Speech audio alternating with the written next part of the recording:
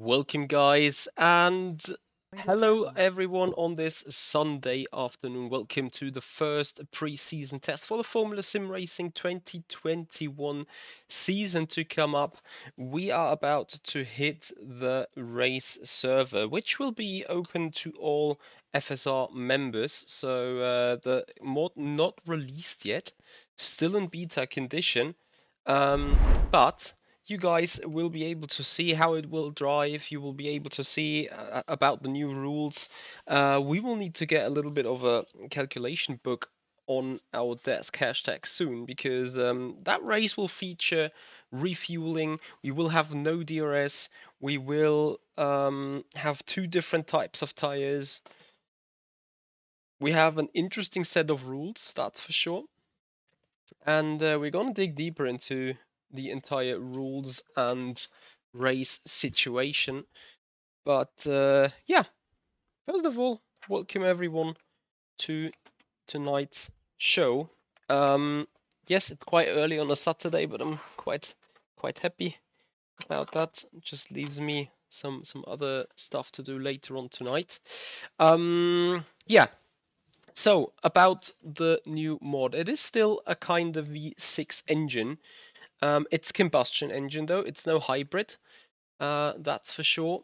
And beyond that, yeah, we have 2022 F1 regulations in terms of the skin of the chassis model. Can have a little bit of a look into that in a couple of seconds. Mr. Drivlish and Mr. Clean, welcome to the stream, guys. Much appreciating your time. So, as I said, we'll have the preseason stuff right up here. So as you can see, it is kinda looks like close to the 2022 F1 regulations. Massive thanks to Nicolini for designing a skin.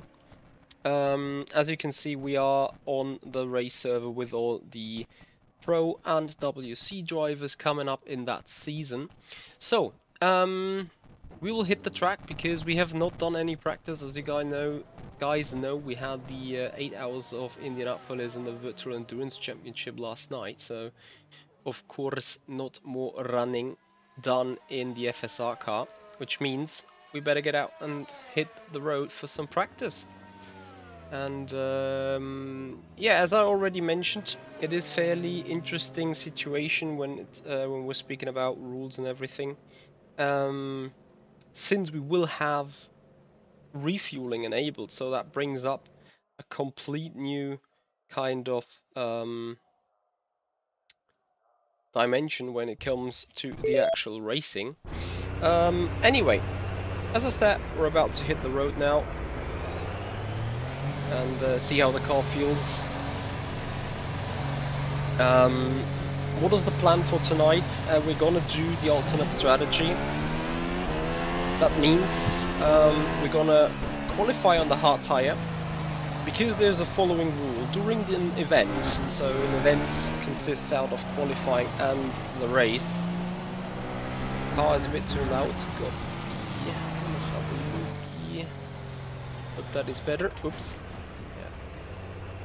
Don't watch your phone and drive. The car, the rules feature the following ruling, and I'm gonna just quickly do a practice start to see if the clutch is working correctly.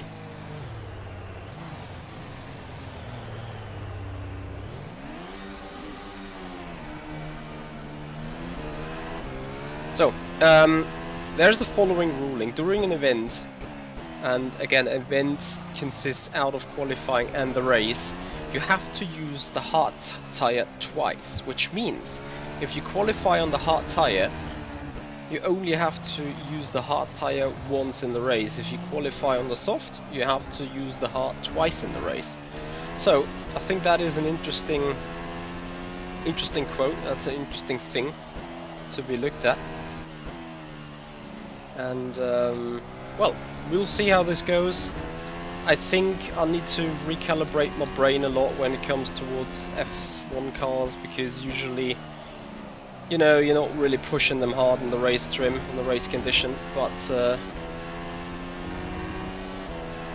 I think in that car you have to push to the very maximum. What do you mean it remains 2 stints per race? No, you have to use the hard tire twice during the event, which is either one time in qualifying when you do your lap and one time in the race, or you use it twice in the race.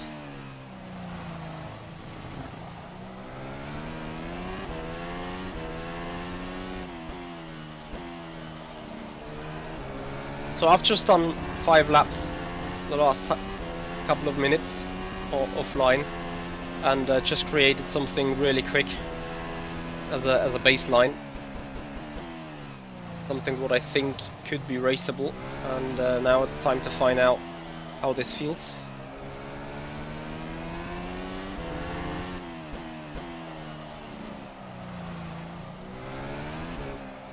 And you guys gonna enjoy a full 60 lap race around the Nürburgring circuit. So this is a proper race condition.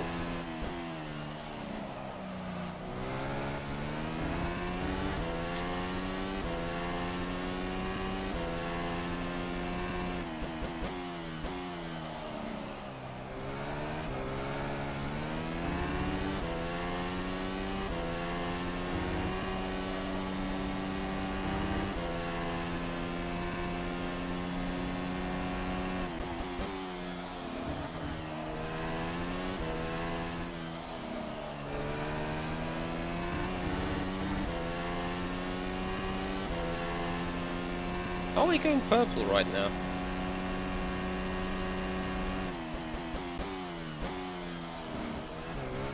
Well, it's always hard to know what tyres and what condition air is on. Like, I'm on the full race fuel, but I'm on the soft tyre. What if he's on the hard tyre? In the meanwhile, Patel 16 thousandths quicker. He must be far away from us on the track.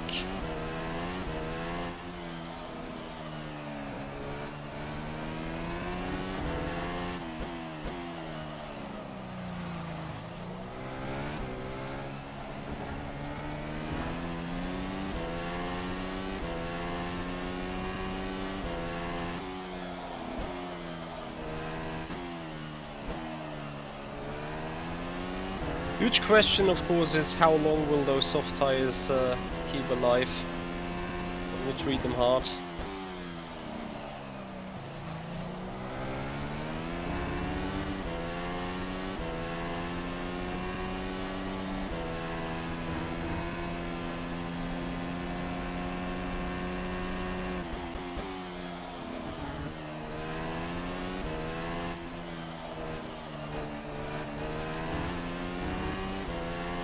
So we should now be already in the slipstream off on Delft. He lets us go though.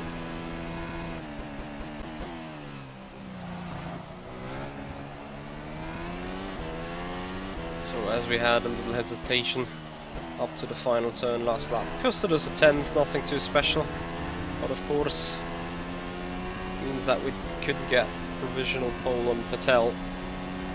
Never mind though.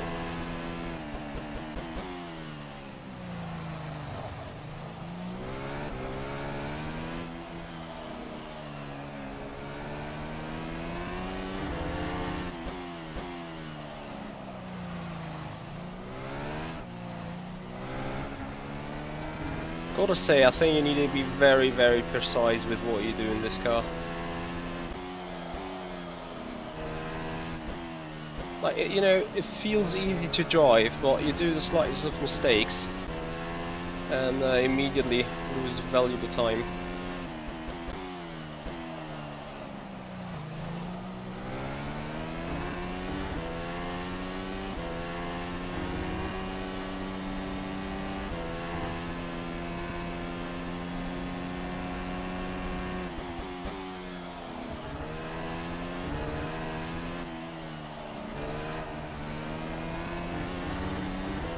See, not really clean driving here.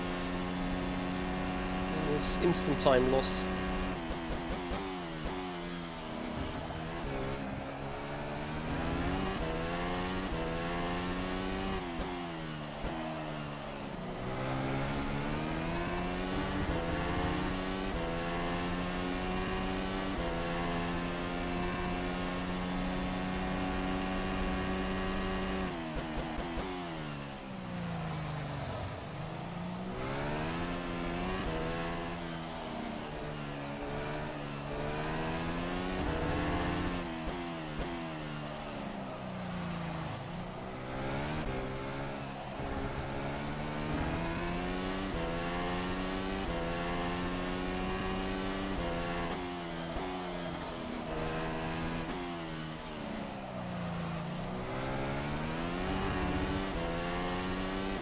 Slightly missing the apex, instant loss of a tenth.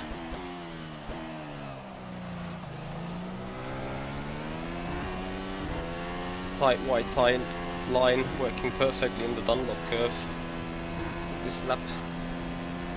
Hey Ben, how are you?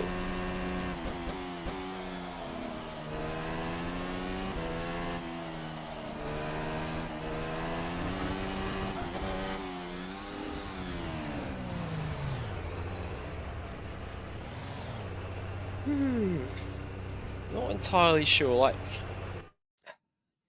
feels there's some understeer going on. Anyway, let me see, 2.85, we need fuel 178, 171, means definitely 3 stops to come up.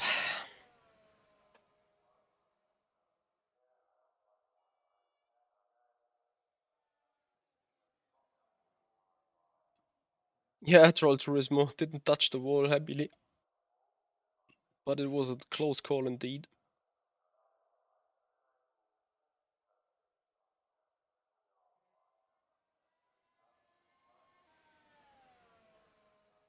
Hey Pajek, how are you doing? Hey, let's have a try again.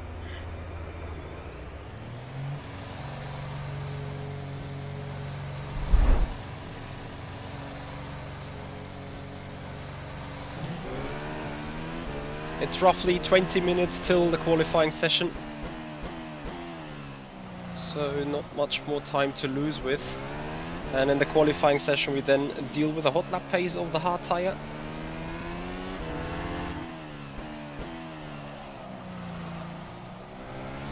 Which means we are now fiddling a little bit further with this race condition. Then we're gonna put qualifying condition with the softs, and in the actual qualifying session we're gonna qualify on the hards though. Maybe even start further at the back, we will see.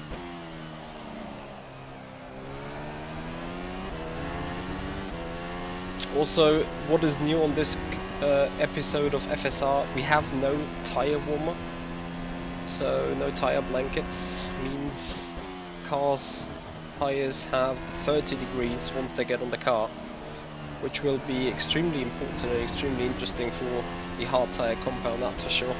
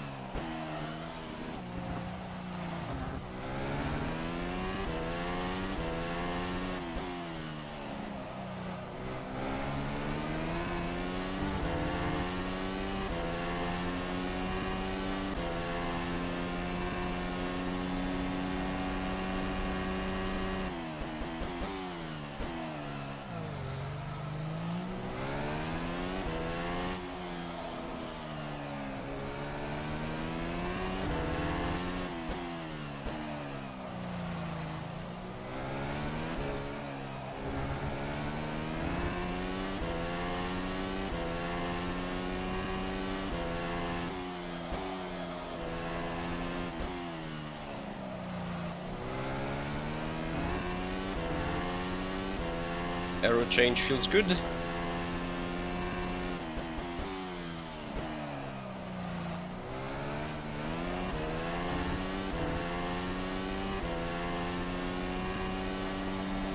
Well, that car is still poisonous in the rear end.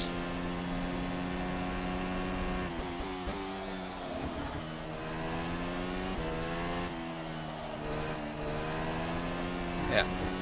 Well, it's loads better exit balance. Like I felt I was losing and missing some front aero downforce when trying to power out of the turns. That was indeed exactly the case.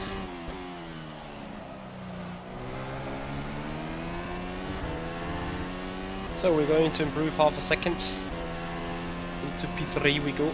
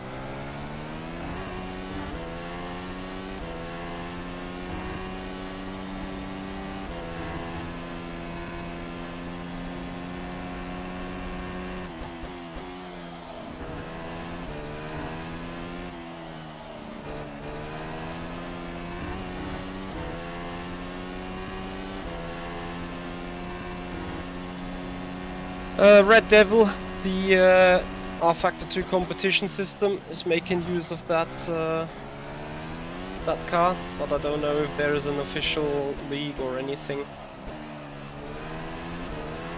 Ah, this damn gearbox.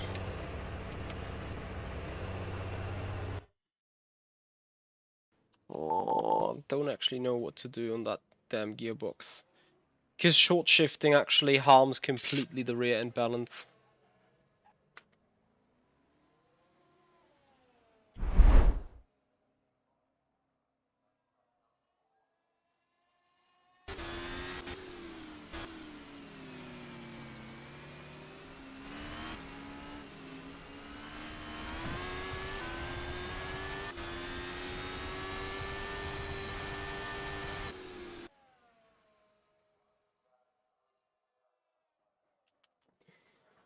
I'll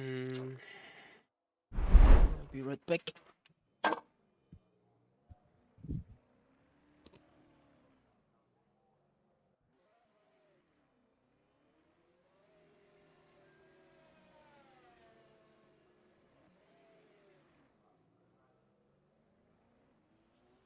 User joined your channel.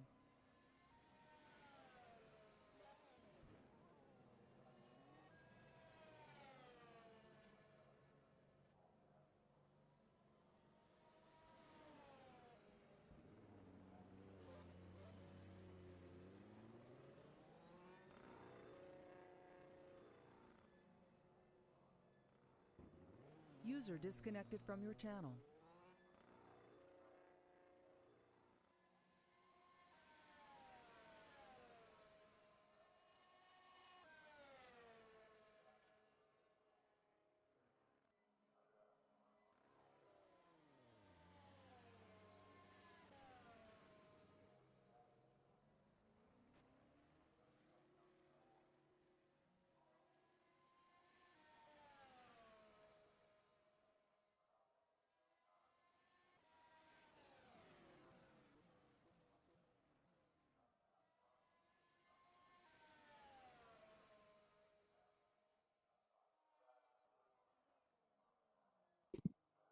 So, time to think about our qualifying performance.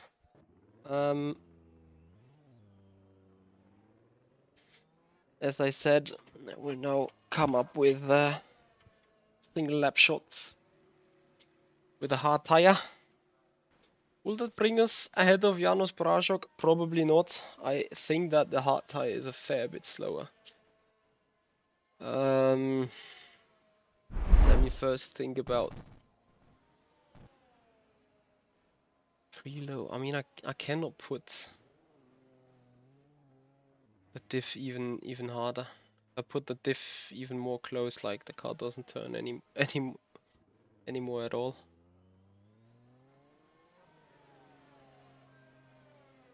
Big oof.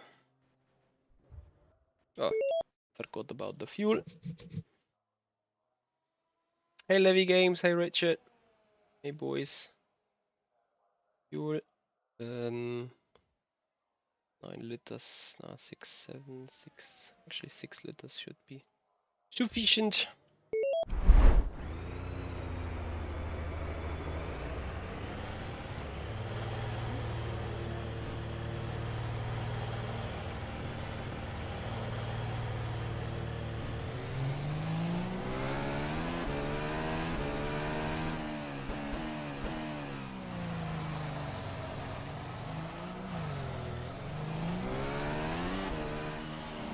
Those rear tires have zero grip whatsoever, as long as they are cold. And it's regardless whether it's the hard or the soft tire.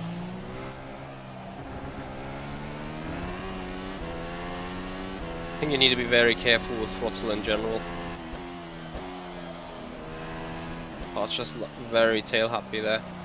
There's some thin line, you know, it feels like you feel you have the grip because you feel like you have a controlled rotation, but when it's too late you find out that it's no grip that you feel in the rotation, it's just the car sliding in the rear. So I think somehow saving the rears and keeping them tires happy is important. which means running a lot of semi-throttle out of the turns. You see that the rear end always wants to snap. Can't always be sure about how not to snap in the next moment. Oh, Spinalla. Oh, this is gonna get fun in the first lap. So let's see what we can do in the qualifying.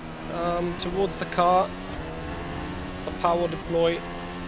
No ERS, no DRS, no engine modes, no engine mixes. Just drive.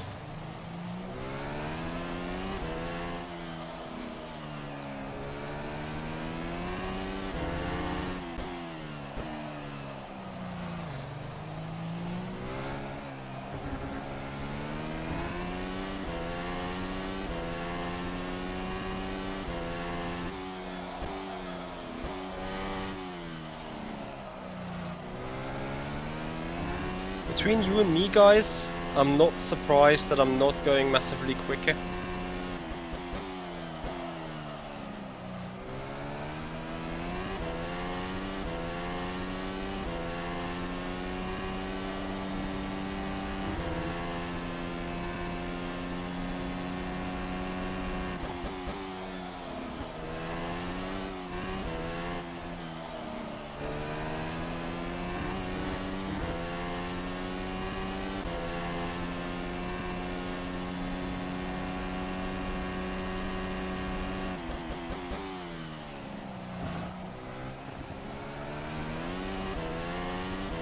Hey, Poconi.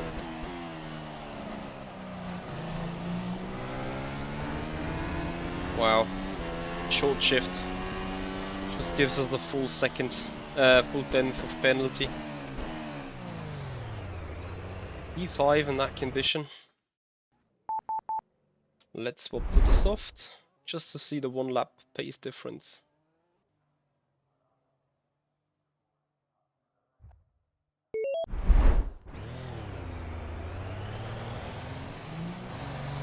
Hey Steve, hey Mark, hey all. Thank you very much for joining, boys. Welcome to the FormulaSimRacing test race tonight. How much slower is the car compared to the 2021? In Silverstone it was roughly 3.5 seconds. I can't actually remember what lap times we did here in the 2020 car.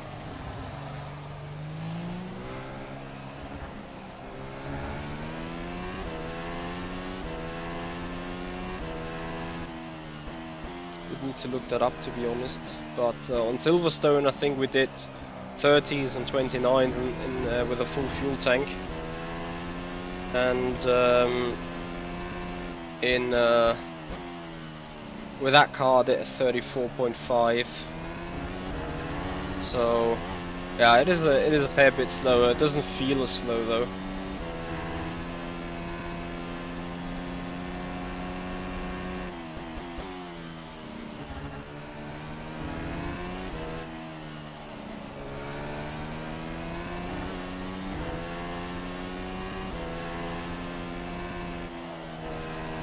It's interesting, I got issues warming up the rears.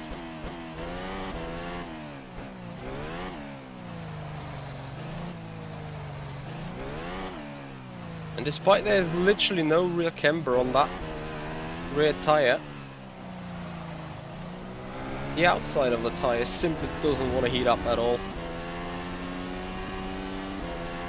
So briefing is about to start, so I'll try to finish the lap door.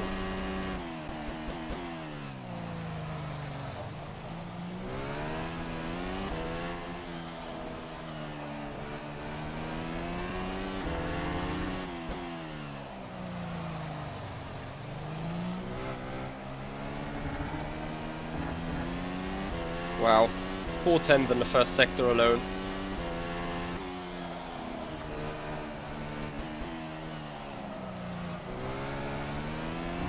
That soft tyre is so much quicker.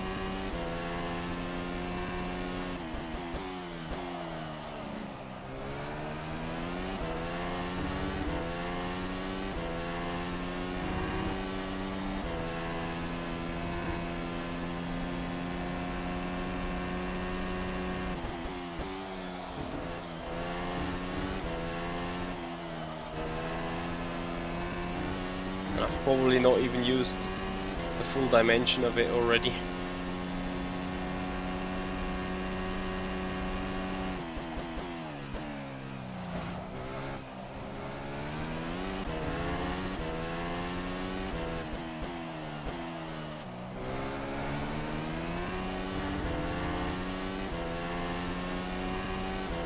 Gets a second.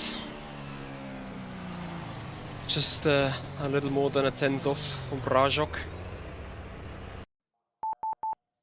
I need to do some changes to the wheel after the race. But it's gonna be fine. Wow, so a second difference on tires. Noise.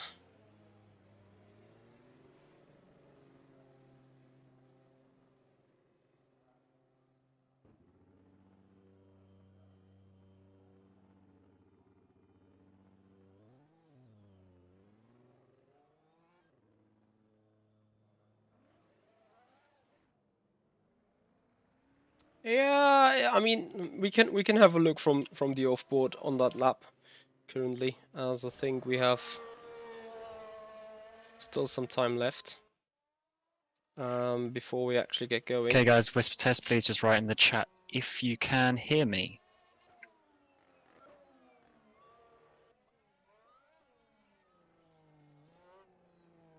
Nice! So welcome to the first pre-season race of FormulaSimRacing 2021. Obviously been a little bit of a wait, but we are here and we are ready for the first race.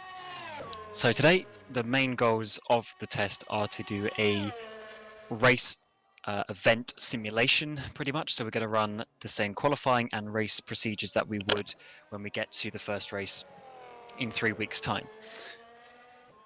So first of all, once the practice session finishes and we finish the briefing, we will then go into the qualifying session. This will be as normal. Sorry, boys. For FSR, our 10 minutes, 9 lap limit session. So this means you have 10 minutes, but you only have 9 total laps. That includes in laps and out laps, and it pretty much means you have 3 hot laps. So you do your out lap, your hot lap, then you press escape 3 times for your 9 laps. You're not allowed to do anything else than that. You're not allowed to do 2 laps in a row, etc. It's just out lap, hot lap, escape 3 times within 10 minutes. Then this will obviously form the grid for the race, and then we will have a quick warm-up session to set up the grid and everything. But make sure you stay on the server during the warm-up session, because otherwise that may mean you get put to the back of the grid if the grid is not loaded correctly when you are not on the server. Once we get towards the race, this is where it differentiates a little bit between the 2 servers, because obviously there are slightly different rules for each division. So I'll start with the WC and Pro server. So for these guys, you'll be running a full 100% distance. Hey, this Christian. is 60 laps, 60 laps. There are And wheel caps on the rim. due to this, we will also apply the this WC rules, which means you need to use 2 sets of the hard compound tyres during the qualifying, your fastest lap in qualifying, and the race. So this means if you qualify on the hard tyres, you only have to use 1 set of the hards in the race. But if you qualify on the softs, you then have to use 2 sets of the hards in the race. Other than that, you can start on whatever tyres you want. You can use your tyres in whatever order you want. So yeah, free choice. Just make sure you use 2 sets of hards between your fastest lap in qualifying and the race. Then for the Academy and AMA guys, you basically have to use both tyres during the race, both compounds of tyres during the race, and then your qualifying and starting tyre is also free choice. So that makes it nice and simple, but you'll be running a 60% distance, which is the Academy distance, which is 36 laps, 36 laps here today. One slight difference is Academy and AMA will normally have launch control. However, today launch control is not in the car yet, so you will just have to do a normal start either with the clutch or just rev up and then select first gear once the light goes out. So do be careful with that, because obviously Launch control starts are there for a reason, to make the starts easier, so this will be a little bit more difficult, but I'm sure you can do it nice and safely. As always, we will run a formation lap before the race as well, and do behave exactly the same as you would in any other race. Don't want to see anyone taking the piss, don't want to see anyone doing anything crazy. This is a test race. We're here to have a bit of fun, learn the car, get a bit of data, so we don't need people ruining each other's races. Don't need anyone doing anything silly, so just take it as you would any other race, just nice and calmly, especially on the first lap or so, and then we should be able to get a nice, good race. We will then have another two pre-season tests next Wednesday and next Sunday, so there will be further opportunities as well. But obviously, if we need to do any changes of the car, then we will try and do that before those races. So it is quite vital that you give some good feedback. So make sure either after the race today, I'll stay in TeamSpeak for a bit if you want to talk, or on the forums, you go onto the mod discussion page and say your feedback. So once again, thank you. And if you have any questions, then please do ask.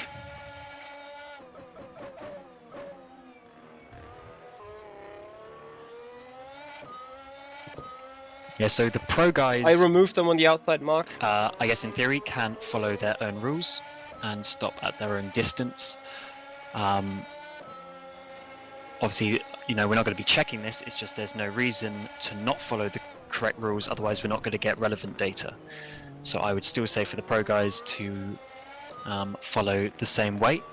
However, the pro guys is pretty much the same.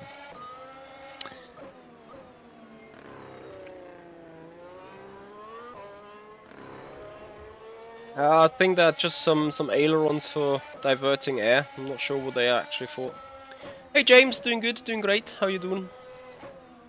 And sorry Altamon, that was answering your question. Just saw that right there. Massive excuses. So in the meanwhile, I'm getting on with my fuel gauge. And just some extra information for those who are here. Do expect things such as the sign-ups, entry lists, etc. to be opening this week coming. Not exactly sure which day it is, but do look out for that. And obviously once that open, you can then sort out your driver licenses and sign-ups with your team managers, etc. So do look out for that. And also, again, if you have any questions, then just ask me when that information comes out.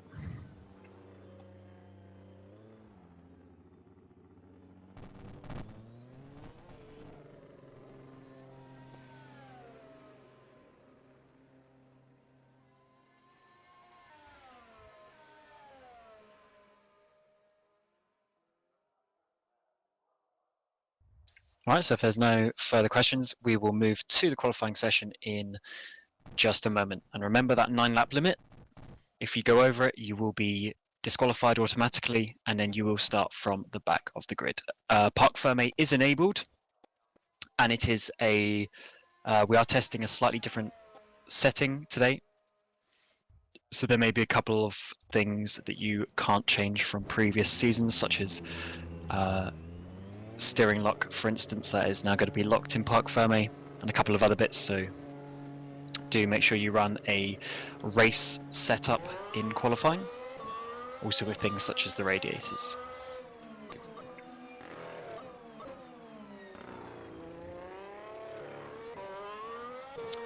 So I have done my little of calculation required.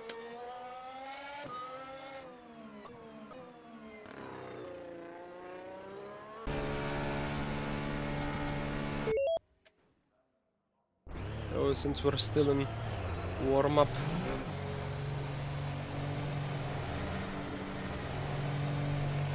if can only do practice starts, but I'm gonna do a practice start in the, as it will help. Alright, we'll move now. Good luck, and please do not chat in the chat during the sessions. Copy that. No Mustafa, no hybrids. Tim Butcher, welcome. Welcome, welcome, welcome, boys.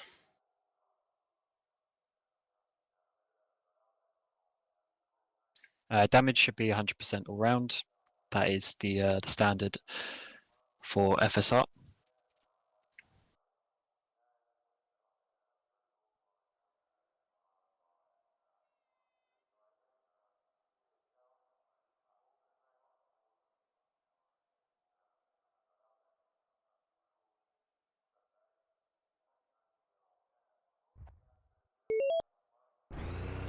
So guys, welcome to the qualifying then. 3 attempts we got. We're gonna qualify on the hard tyre, start a bit further down the back, and we'll enjoy an alternate strategy. We're going to look for a 3-stop race. So, already have made up my mind about things. Okay, that's the first lap done. Okay, so that is something I think that still needs to be checked. Yes, that was a stupid mistake, but I think while being just on semi-throttle, I do not expect the gear shift to make the car spin like that. It will kill us in the race, I'm sure.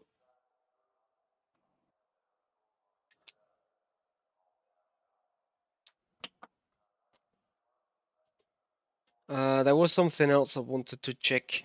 What else did I want to check? My brain.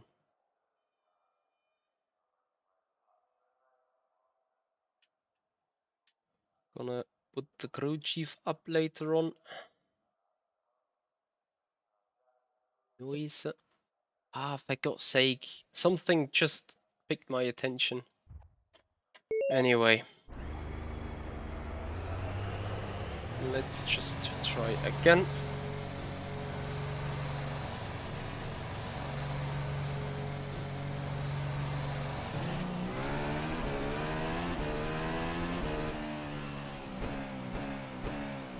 Yeah, I mean that torque kick on upshifts is also coming from coming in a bit too hard from my perspective when tires are warmed up.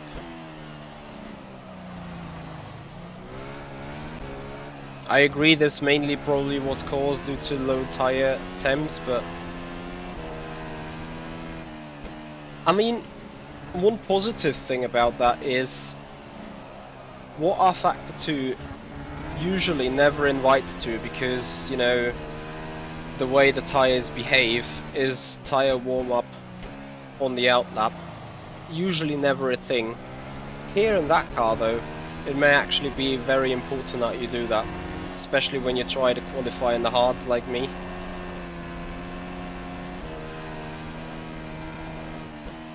And again, the interesting thing is front tires, no issue at all to warm them up. Rear tires though.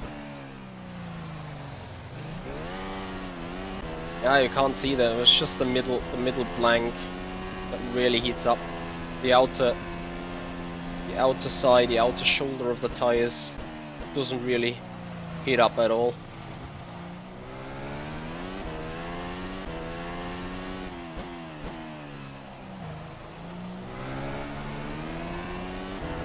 So looking at the first times, 28.7, 28.7, that seems like being hard tire times, so that's our target.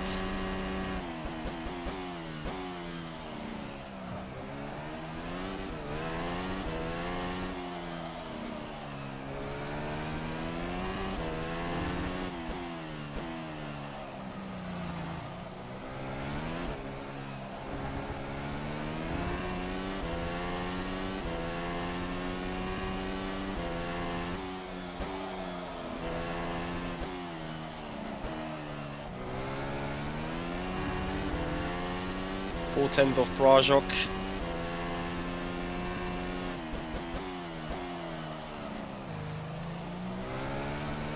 So looking for a 29.0 performance-wise right now,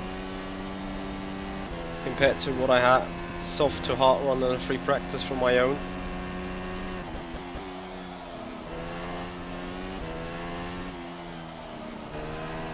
How you feel that hard tyre being grip limited a lot? Patel, not sure. Seems a bit quick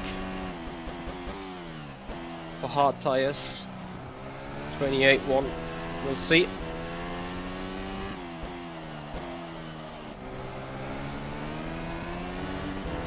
Our first attempt is a 28.5, which puts us 4th on the grid.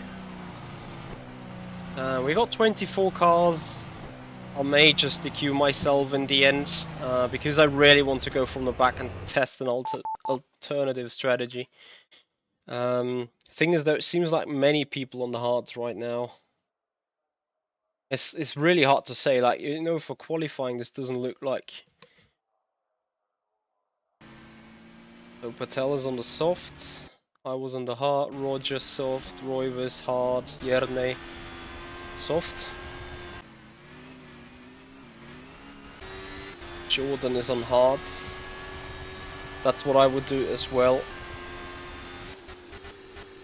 Carlos Martin hard. Kimi soft. I'm just gonna wait and see. Let's see Bellini on the hard.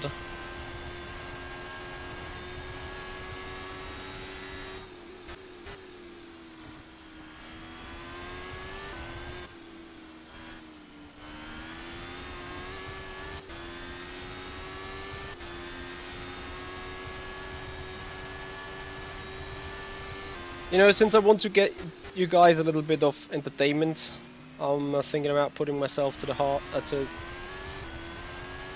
to the end of the grid. Yes, Joffrey, there is free tire choice.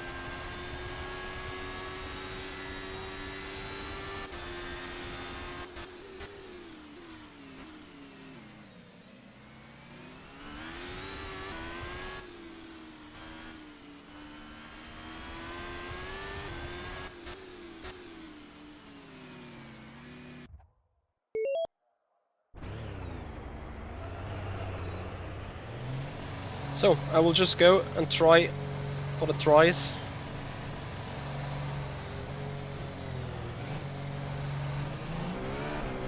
But I'm gonna do bad stuff and reverse later on. So that I'm going to be disqualified. Because right now it would look like we start P4, can start on the hard tyre and have a very good opportunity to all the runners at the front. They are starting on soft or have to use the hards twice in the race.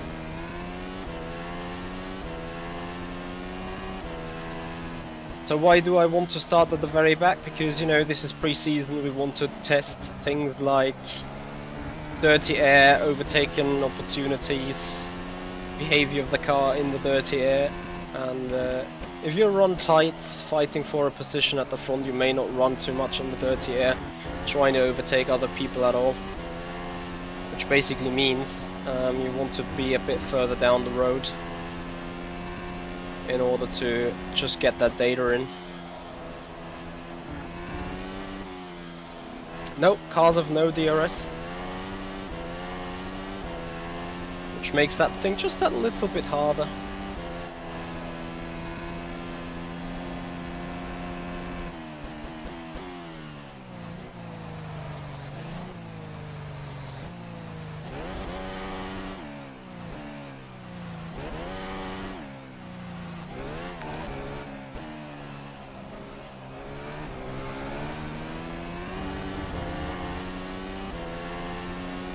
Go Aqui, thank you so much for the follow, much appreciated and welcome.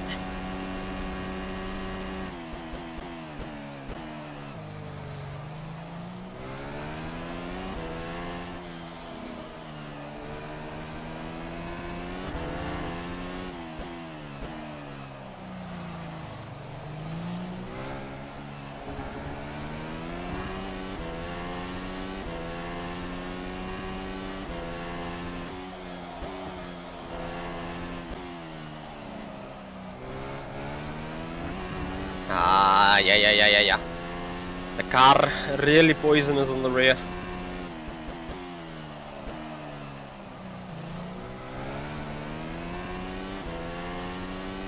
We dropped to 5th in the meanwhile.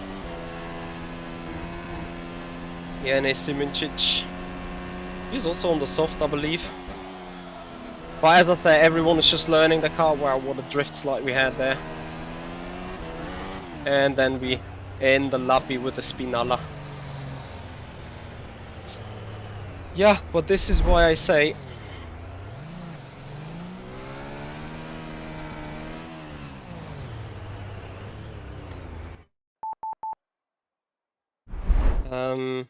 this is why I say it is hard to do it. So we have a look: Brajok softs, Sold softs, Patel softs, Yerne softs, Mika softs. We would have been the best hard runner at the front, having a really good shot at the win if it was like a league race or a full official race, of course. But as mentioned, we want to go for the data, we want to go for the information. Hence, why I will now put up my setup, means put in fuel, fiddle in the pit stop numbers. As I said, we're going to look for a 3-stop race.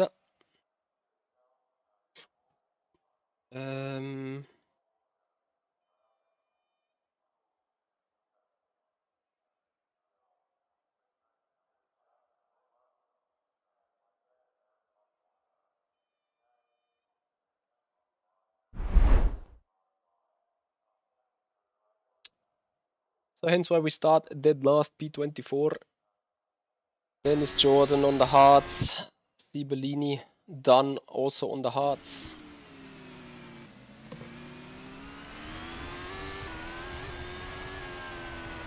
Joffrey, that may or may not happen, but whatever happens, I'm trying to stay out of all the trouble as good as I possibly can. In the meanwhile, I'm getting myself some little bit of water. Anyway, guys, massive appreciating your time, and hope that you enjoy it. Please, if you do like the stuff that we do, if you do enjoy the streaming you see here, I would appreciate it mega if you follow up on Twitch, subscribe to the YouTube channel, make that community grow, and show your dedication, show that you're enjoying the stream.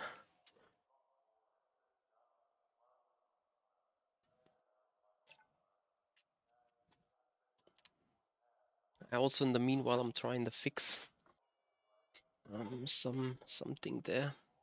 Oh, gonna do it for the next race actually. So we're starting 24th.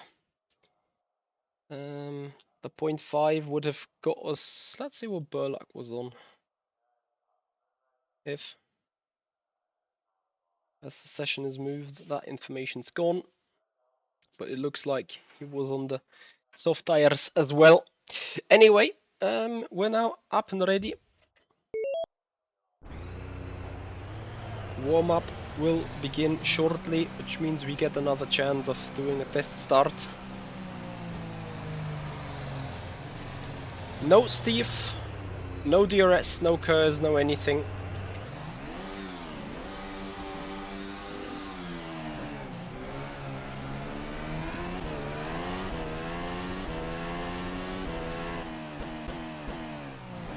Just driving, no engine mixtures, no engine boosts, no DRS, no overtake button, no KERS, no electricity, nothing. Just pure combustion engine drive, like everything we had in 2004, let's say, or 2008 and the last time in the F1.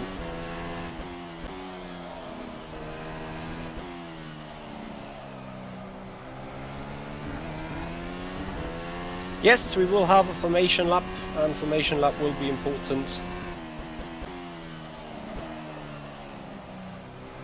we should be dead last. Yes, dead last, P24. Awesome. And then we see how good we will be in the race. We will learn how to deal with the tires, we will learn when they drop off, will they drop off at all? Stuff like that.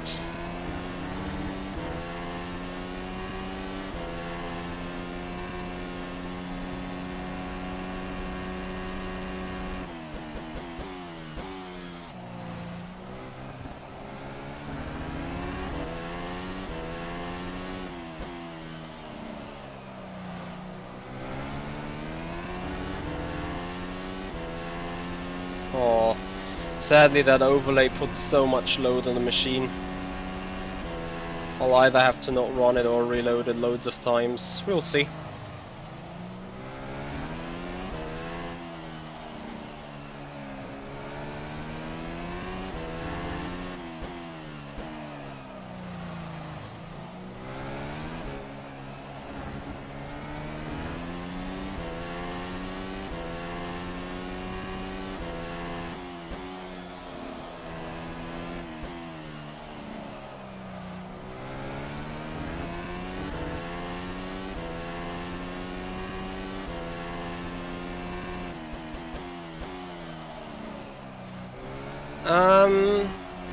Yes, privilege, it's going to be a little bit into the fantasy area.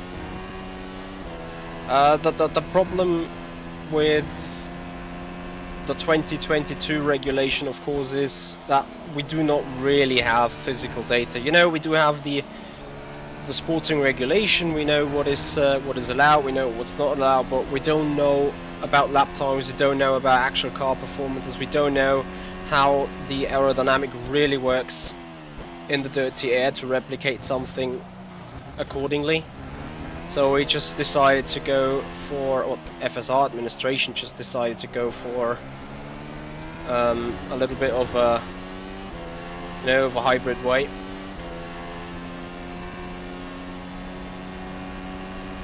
To bring back the good old racing features that seemingly produce the best racing. Having strategy, having different tire compounds on, having different fuel loads, enabling overtaking and defending, depending on whatever condition your car is currently. And still have the new look though.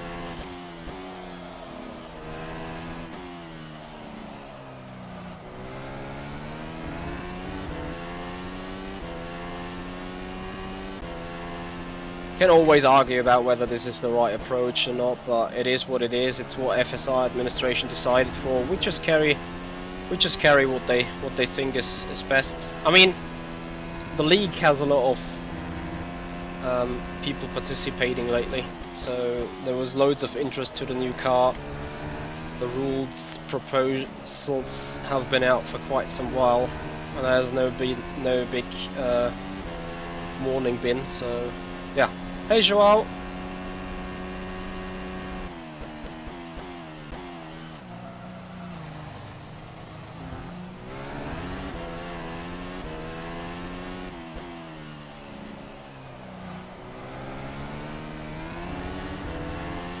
I'm just too scared to use that first gear. I just don't want to use it, to be honest. But that second is so short.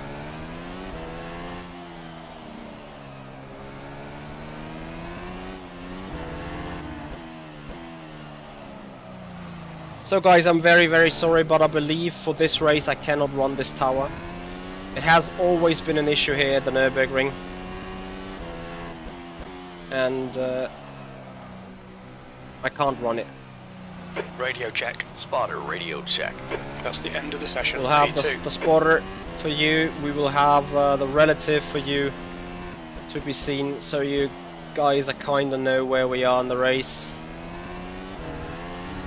But I cannot run the spotter for you, sadly.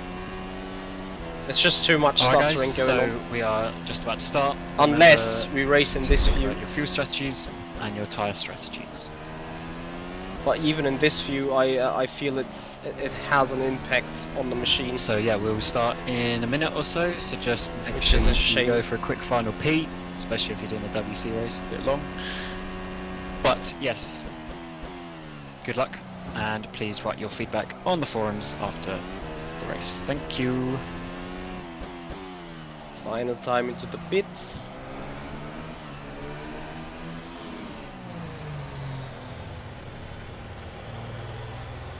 Okay, this is the line. Oops. Hello. I didn't catch that. Nice, we're gonna have a spotter to talk to. Awesome.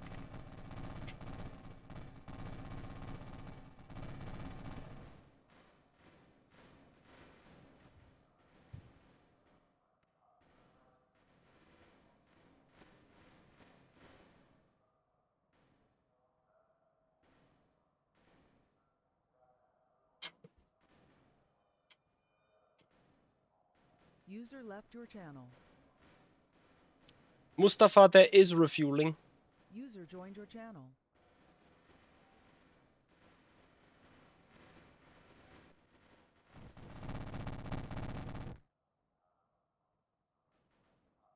Please remember, also we're doing the formation up. Yes. So do move when the lights go out. And also there's no countdown timer, but I've slightly increased it. It's now 50 seconds, 50 seconds. So do make sure you count or just go and sit on the grid a bit earlier. If you miss the start, then obviously you will not be on the grid.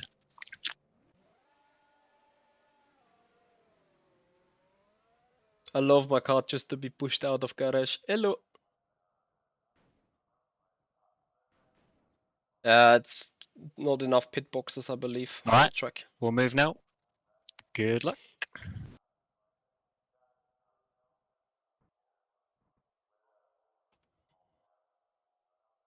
Attention grid, will all non-essential personnel leave the grid now?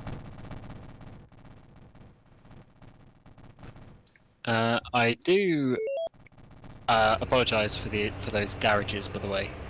This is the stock track. Don't know why it's happening, but I'll try and avoid that when the FSR track comes out when we get there.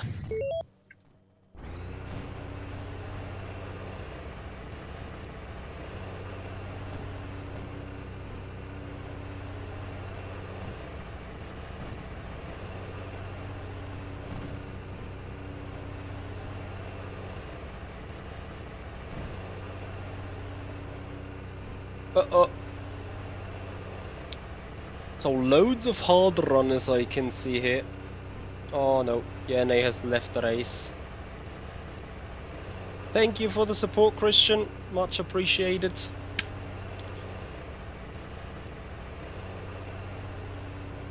Alright, Michael, you've had a bit of bodywork damage there.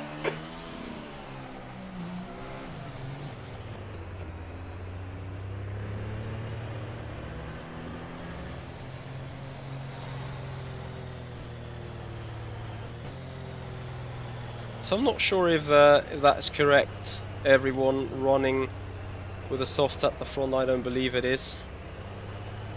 Robin may be on the softs. Frelik in the row ahead of us is definitely on the hards. Will also be interesting to see how the hards are on the start compared to the softs. So Robin also on the hards. Woznica 3 cars ahead, seems being on the soft. Not sure if that's not updated yet. Geoffrey, Cofelino, hello guys, welcome everyone. Hope you will enjoy the race. Is that a Bob Ross emote? Awesome. That's great. So we will see. We need to warm up the tires. Cars are disappearing at the front due to my graphic settings, so don't worry. It's indeed Woznica, 3 cars ahead, is on the soft tire.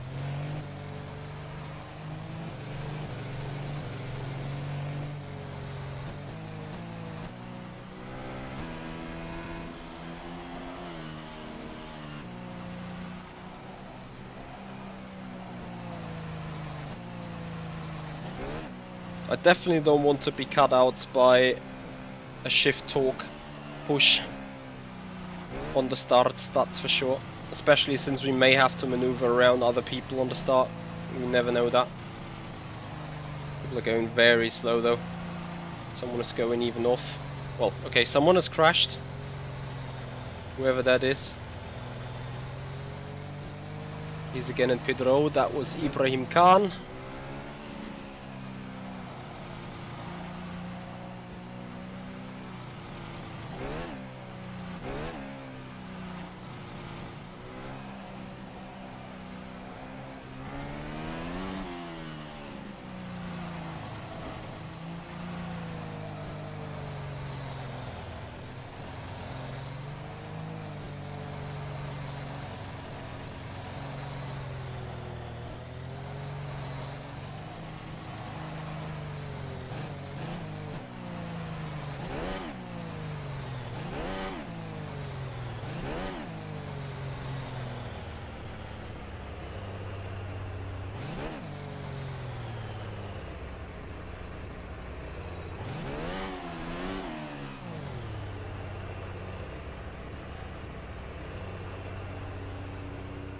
Ha! Someone starts smoking at the front. Yeah, well, it's taken very long for everyone to line up. So, I can't. Can I see lights? I think I can't. So, guys, enjoy the race. 60 laps. The air temp is 29 Celsius. Okay, Michael, get ready. Go.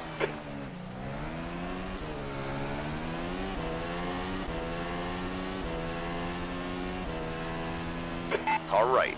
Clear right. Car on your right. Hold your line. Clear on your right. On your right. All clear on the right. Yes, Car what a right. smoke fest. Easy. I think Hold that your needs line. to On be your fixed. right. Still there. Still there. Clear on your right. Sweet start, mate. Keep it coming.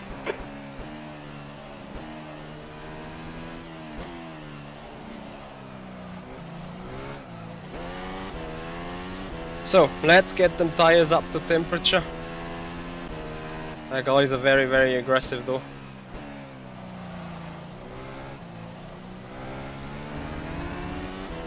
So, now we have a race, 20th position, so we gained 3 spots, which is good.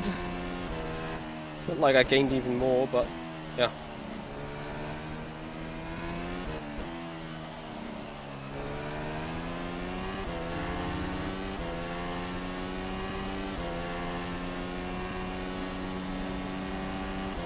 Okay, Michael, keep an eye on your oil temperature. It's creeping up. Car on your right. Clear right.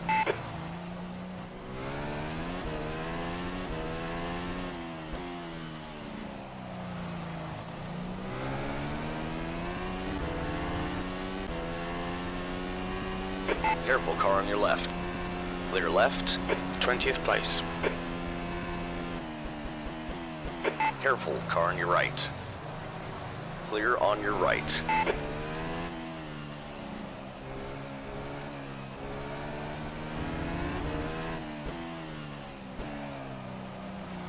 Oh, nice. What a screen freeze that was.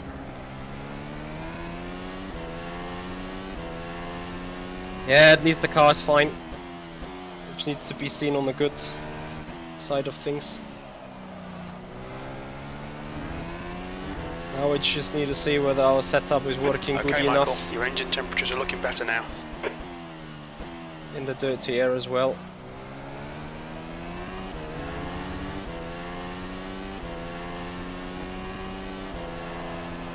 Oof. Okay, noise.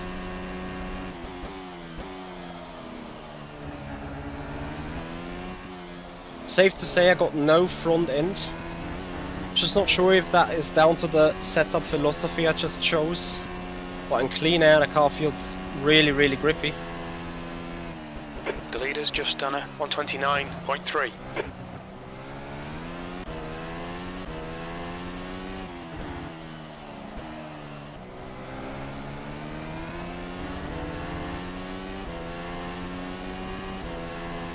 Car on your left.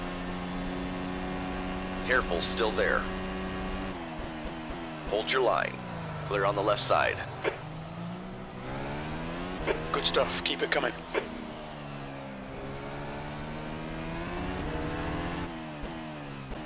So that is hard versus soft tyre ahead, with the soft tyre in the early stages surely being roughly a second quicker per lap. People needs to do the moves there. And we have Mr. Sibellini ahead of us, fighting against the soft runners there. Ahead of Sibellini is Dennis Jordan. Well, that's a group of hard runners. I don't want to necessarily say stuck somewhere, because apart from if someone is stuck, then it's Jan Wozniak head on the soft tire. If someone is stuck, then it's him.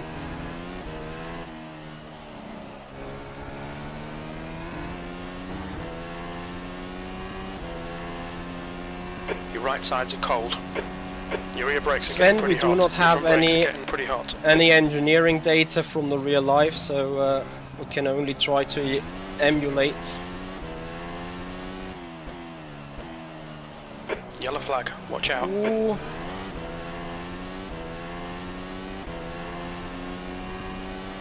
Eighteenth. Whoever that was.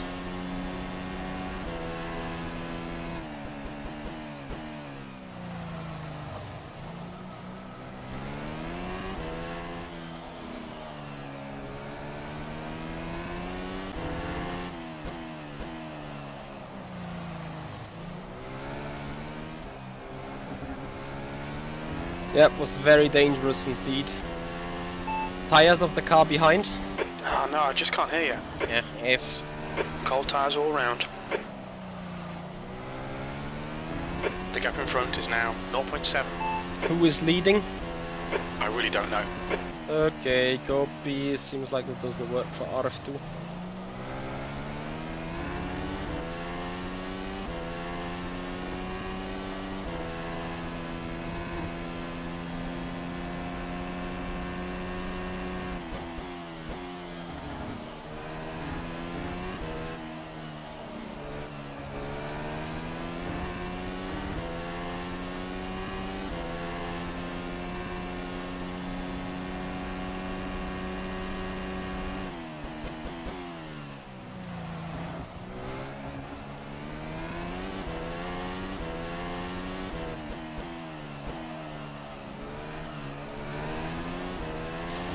Wow, when you are really close behind another It's car, your best lap in this session. this is Yellow flag, keep your wits about you, mate. Martin has retired from the race. proper crash there. Yeah, we have damage multiplier on 100%, so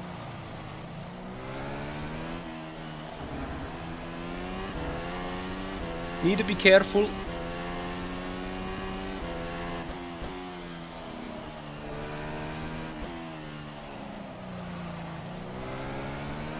Yeah, I think dirty air is still a bit too hard. Because, you know, in clean air, I'm nearly about to lose my car on the exit. But here in that draft, it's like I don't have even enough power on the front. And when being really in the rear area of the car ahead, there is not much downforce at all. Sector 1 is clear. And you know, you can only run different lines to a certain extent. The gap behind is now 0.8.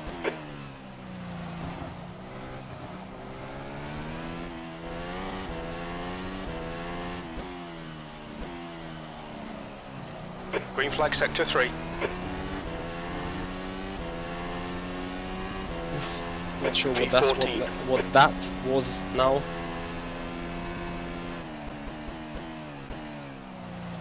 That's a Spinella. On your right. Clear on your right.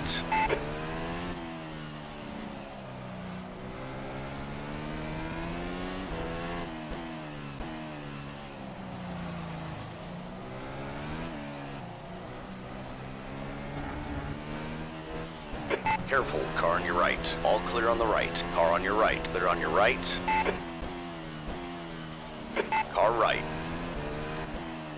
Careful, still there. Clear right. Car's good. No damage.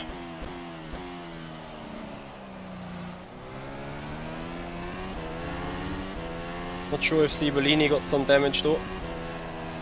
And that will be interesting because Sibellini had no damage in Imola, but was while I had the damage, and I was roughly a second quicker. Yellow flag in sector 3. Looks like P6 has gone off in the chicane. Sector 3 is clear. Your right tyres are cold. Okay, Michael, hold your nerve, just keep it smooth. No mistakes.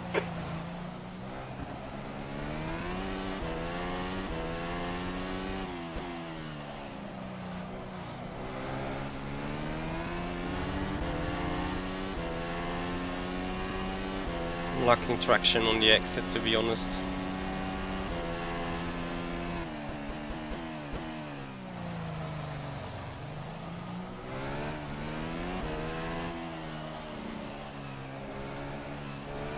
I mean, it's interesting to see, like, you know, Siebel and me, we both got exactly like the same amount of laps on this track, in this car. Again, the upshift.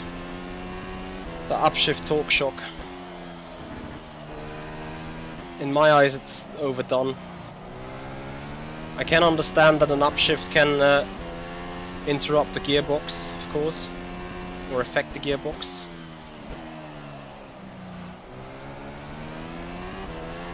But I don't think it should affect it like this.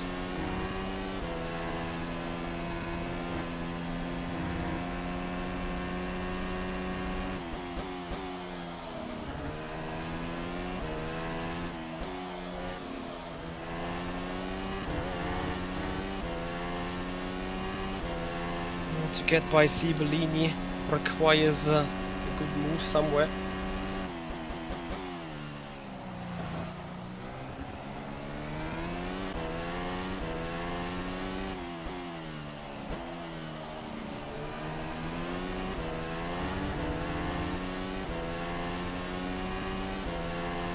th place. Car on your left.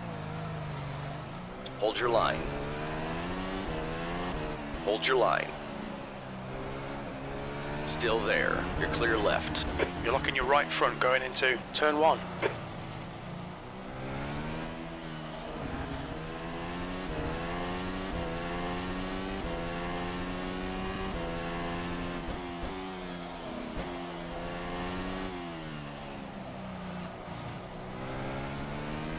Stay close. I think I overheated the brakes while braking for turn 1.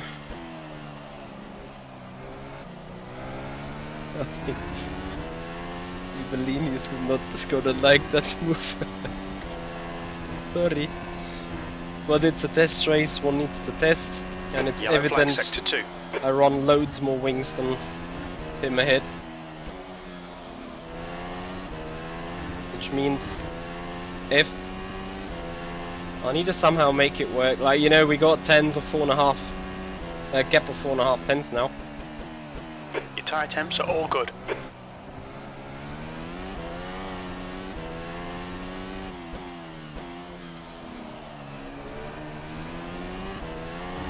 Yeah, I was as close as I could have been. Sector 2 is clear. P12. What the move.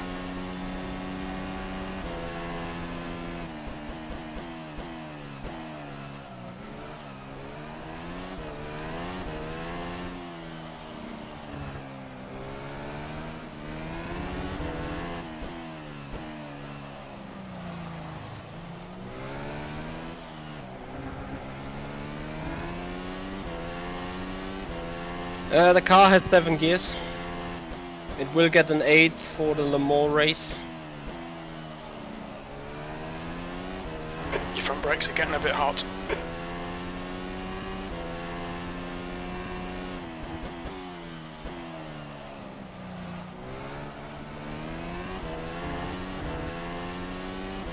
I agree with the brakes.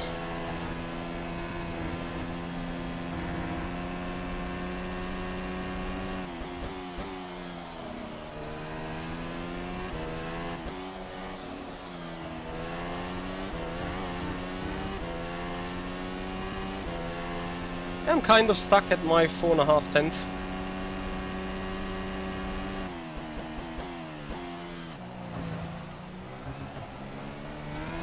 So Sibellini goes box. All right, clear on your right. I'll just see if I can do a quicker lap. 8 seconds. P11. That I mean, he's gonna undercut me with a soft anyway.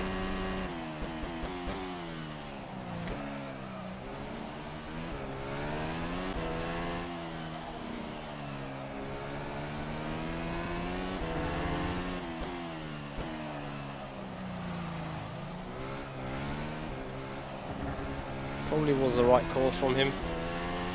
Okay, pit stop requested. P11 is Not now on because softs. I believe that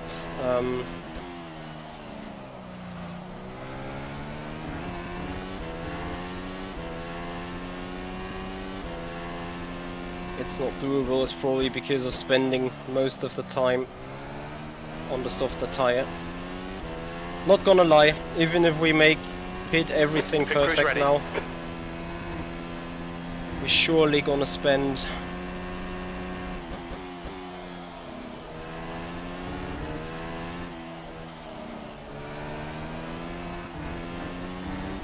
We expect to exit the pits in position 17, right in front of less the time on 18. the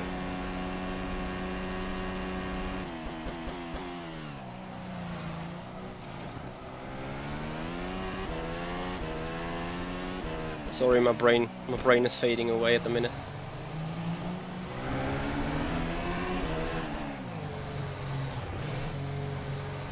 Oh, not sure.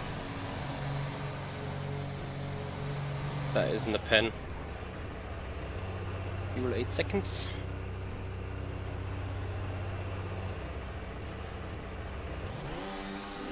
We're done, go, go!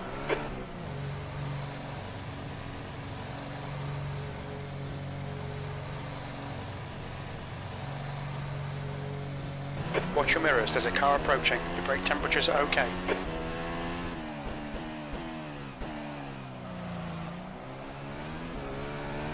So actually we got him with an overcut.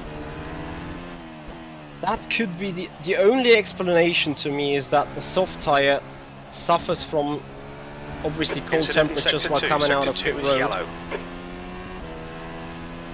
Green flag, sector 2.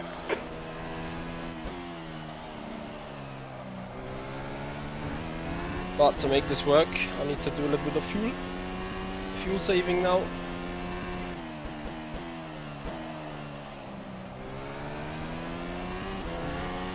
So we'll see how that goes.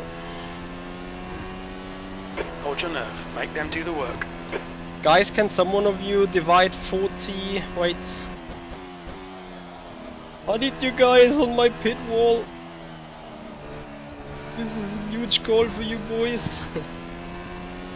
Oh, I have rear left dark blue suspension, so we definitely touched. Didn't catch that.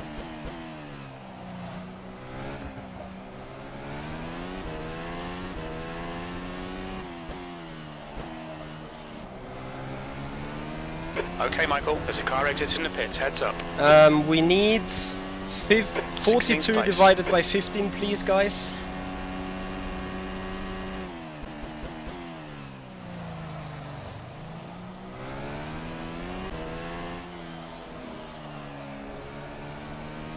Great. No fuel saving required. We're perfectly fine on the strat then. The gap to Jordan ahead is now 1.7.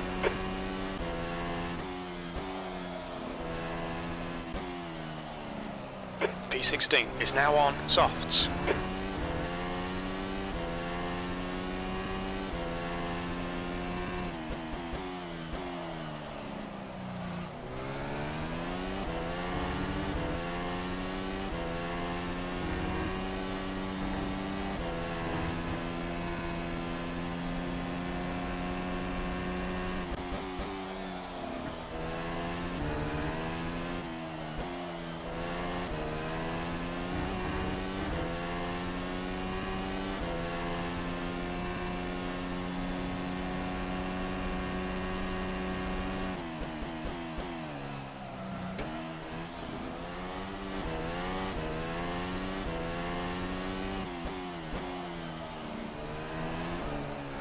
Ah, damn it.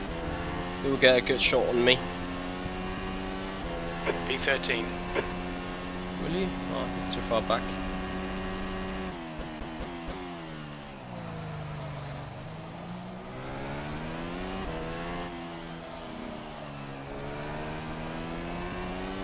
Seeing right front locking into turn 1.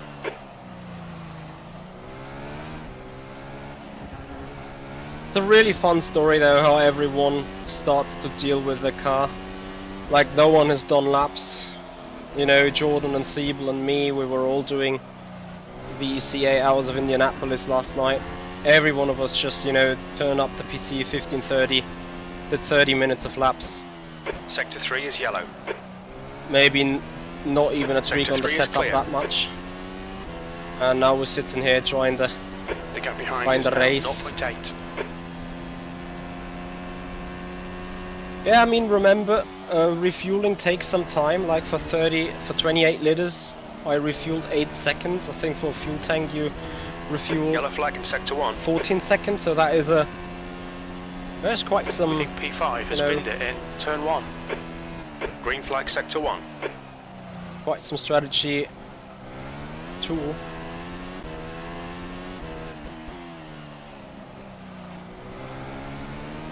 There's a car exiting the pits, heads up. P12.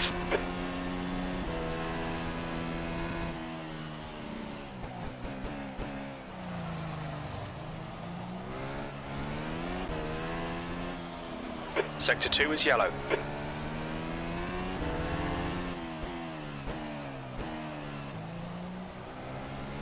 Green flag sector 2. You're locking your left front going into turn 3. P11 is now on hards. The lead car's pitting. Patel is now in the lead. Khan has retired. Yeah, passing is not easy. The gap to Jordan in front is now 1.1.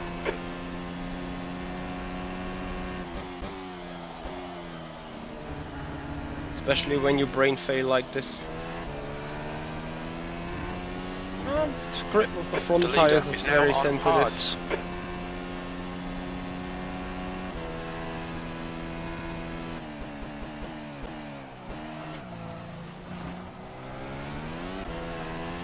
I'm struggling a little bit with the turn in here.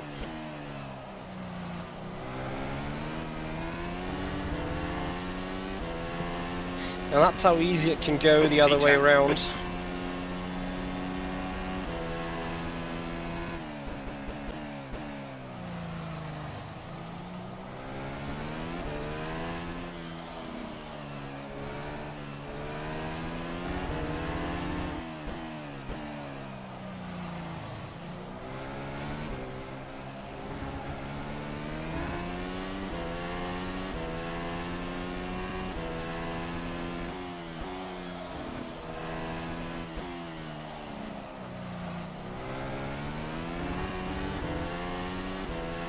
The gap behind is now 1.0 seconds.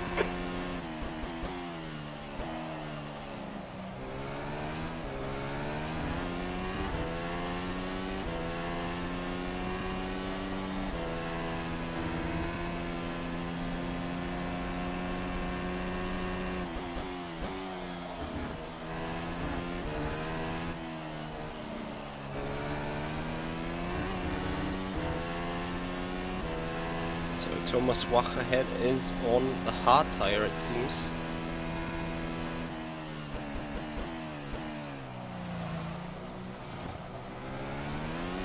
Keep missing that first part of the chicane, it's a joke. Okay, Michael, there's a car exiting the pits, heads up.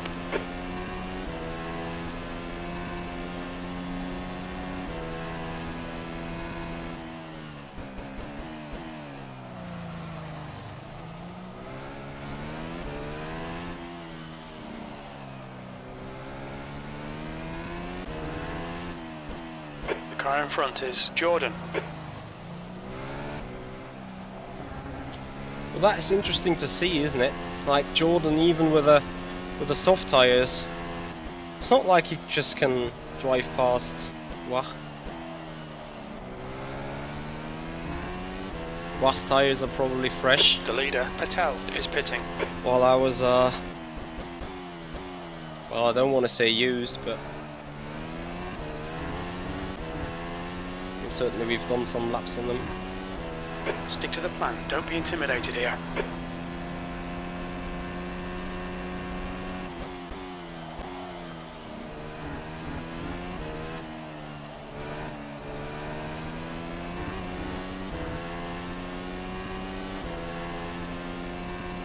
The leader is now on hards.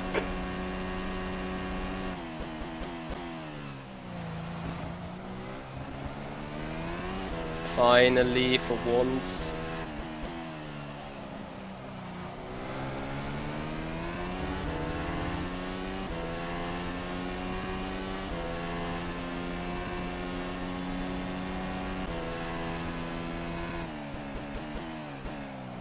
BK is set, I may do it at some point for sure. I somewhat like it, yeah. But I will remain an rFactor 2 guy.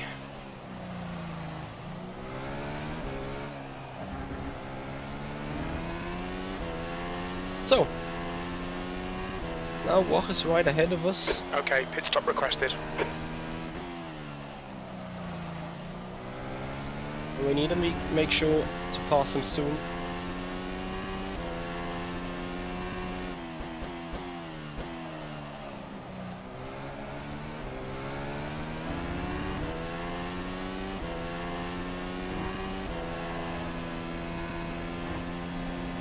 Pit crew is ready.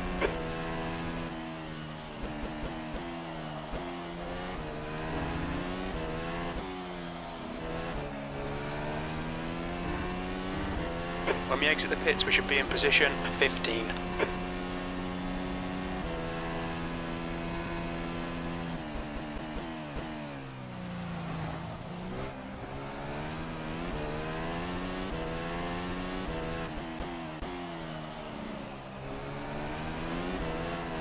Yeah, I won't be close enough. P8. I think I have some flaw on the setup. Car on your left. Clear left. I went so much for a stable rear that I must have overdone it a bit.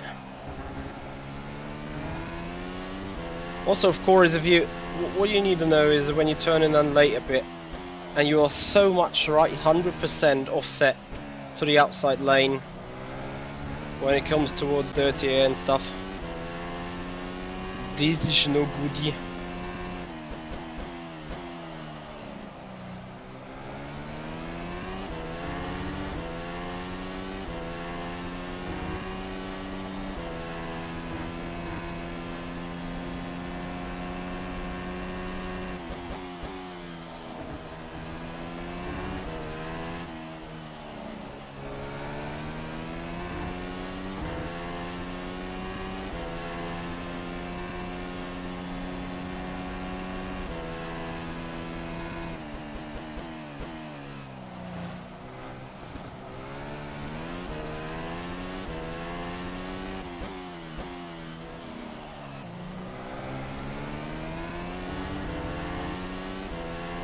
Alright Michael, you're gaining on the car in front. The gap's now 0.4.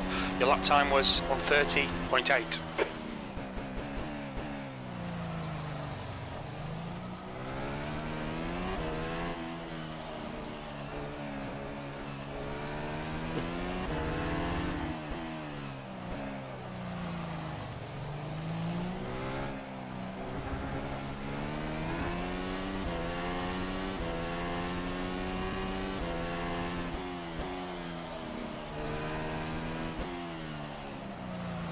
This is what I mean, you just can't go to the inside anymore. If you're Just sitting ignore in him, he'll dirty go air away. and on the outside lane of the dirty air stream, you just won't make it. You need to be on the inside line, which means picking alternative lines is difficult a bit, to be honest.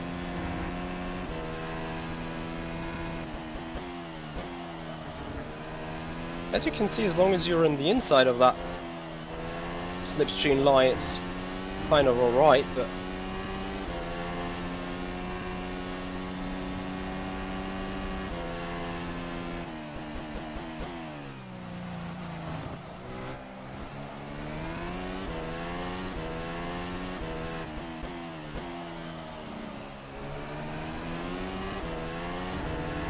to wait so long. Alright Michael, keep piling on the pressure. He'll make a mistake.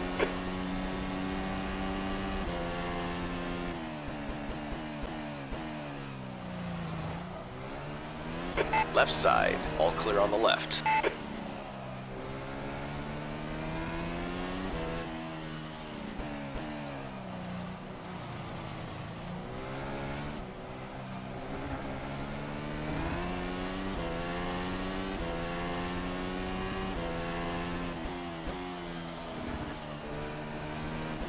Yellow flag sector 3.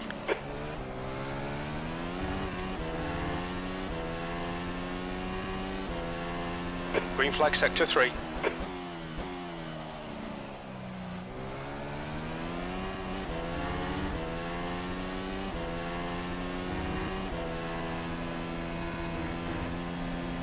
Hey Alexa, how are you?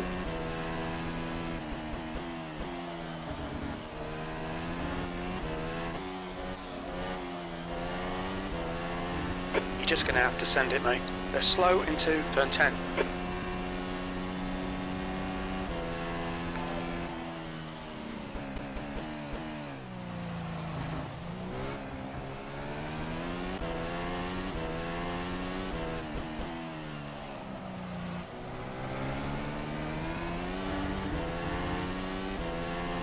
Oh, I could have had a proper chance.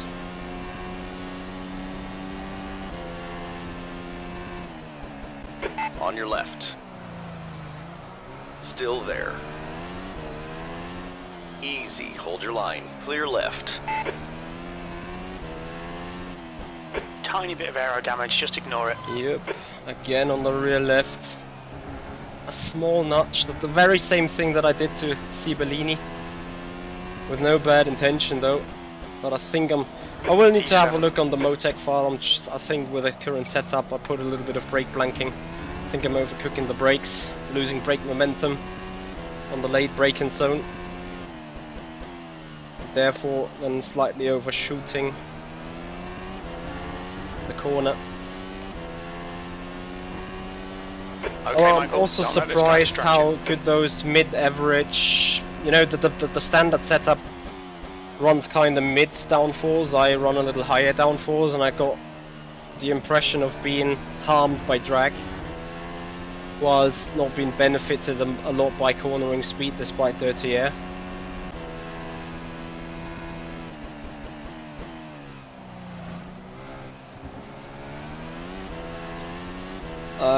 Very high amount of precision is what is really asked, to be honest. The gap behind is now 1.0 seconds. That lap time was 1:30.5.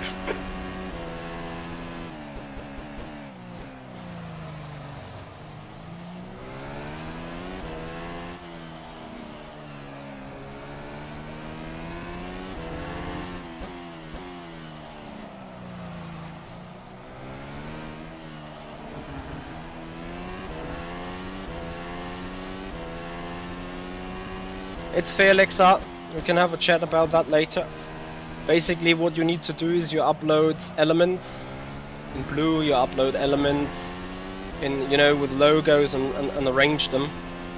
You can go on the already ordered things and see how the current shirt was done, maybe. But never mind. I can talk about that after the race. So now I'm trying to push and trying to somehow goes the clap to the cars ahead. Yellow flag in sector 2.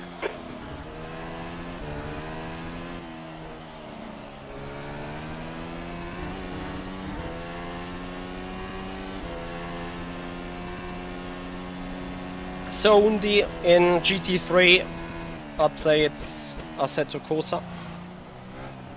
In general, I'd say it's rFactor 2, because rFactor 2 is the wider service, you know, with it being open source, you can do whatever you want on it. Sector 2 is clear. And Okay, I Michael, feel you've got about 4 GT3s laps of feel fuel left. really You've just realistic. done it 1:30.3.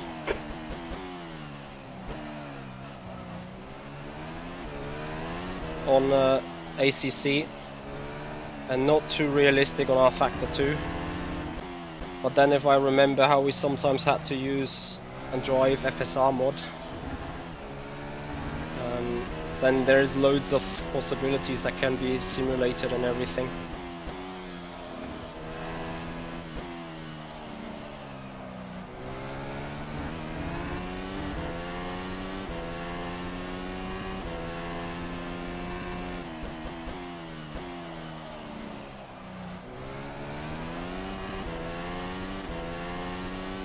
So, while we're down here, running a little bit of clean air, we can introduce standings.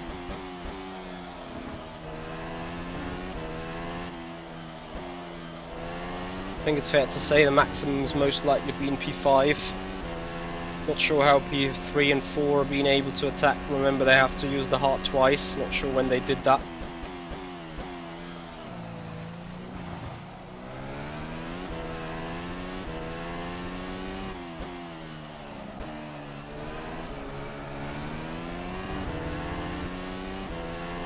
Julius, we will have park for mate, the gap so is 1.5. You got about 3 we need to laps make of fuel your mind left. up about That queue was at setup. 130.4. because this won't be a thing with park for mate in place.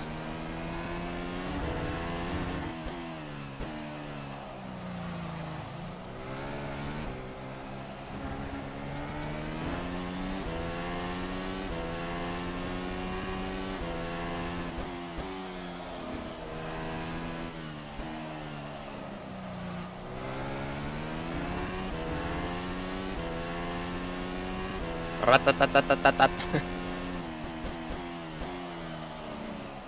Guys, can you quickly divide me 48 by 17, please? 48 by 17.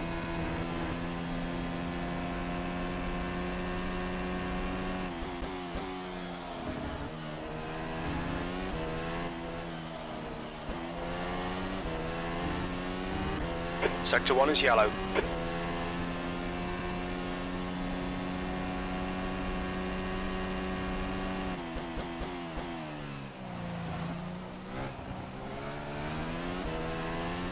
Thank you.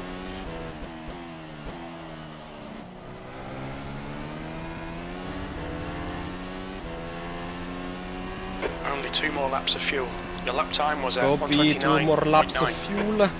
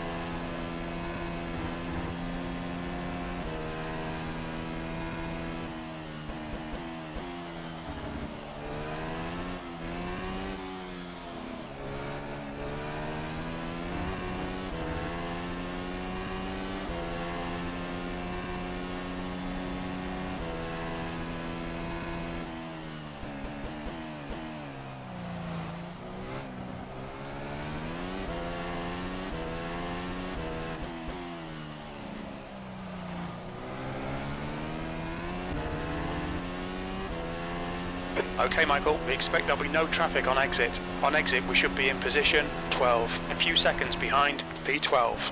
You've only got enough fuel for this lap. Understood. Hit this lap, in this lap.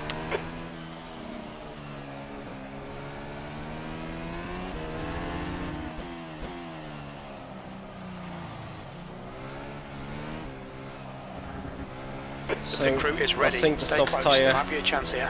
Well, we need to see. I need to have a close look into Motec files after the race and analyze. You know, this is the car's still in beta condition, which means we're having this test race for checking the balance between hard and soft.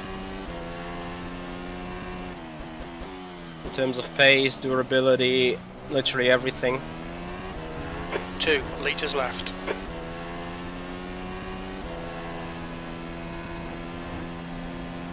Box, box, box, box.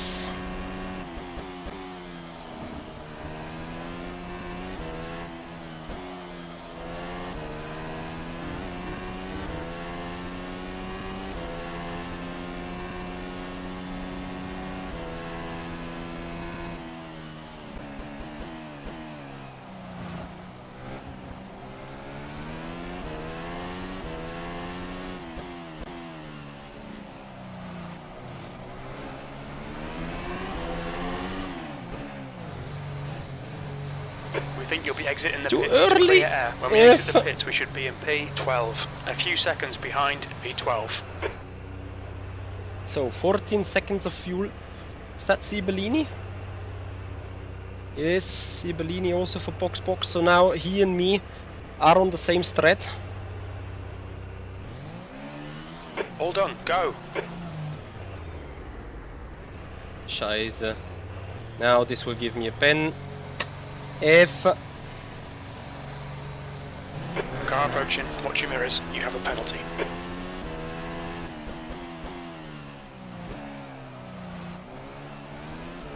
You've got 3 laps to serve this penalty. P11 is now on softs.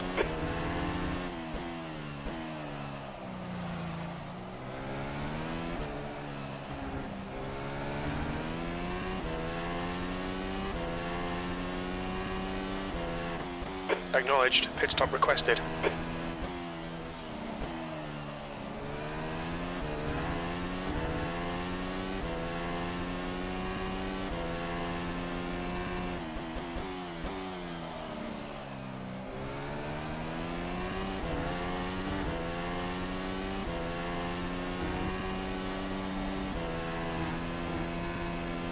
Pit crew is ready.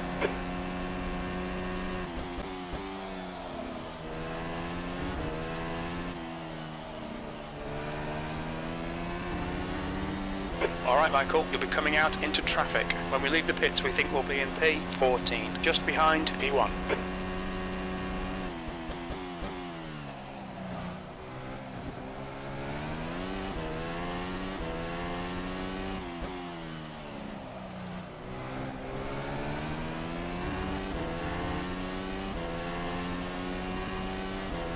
Tenth position.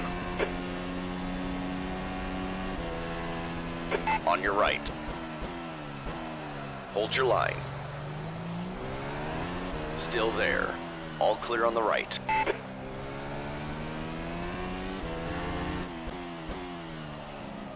We need to come in for this penalty in the next 2 laps.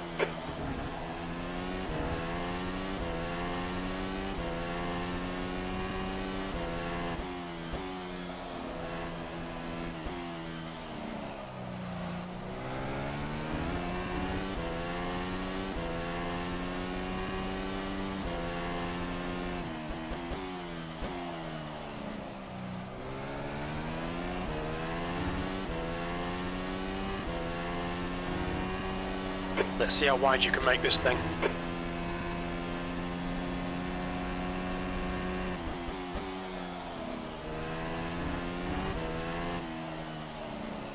Incident in Sector 2. Sector 2 is yellow. The gap ahead is now 5.9. We think that Jordan has gone off in turn 10.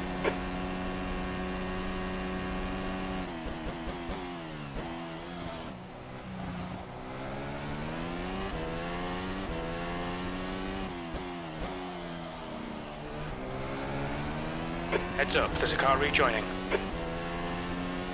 Sector 2 is clear, P8.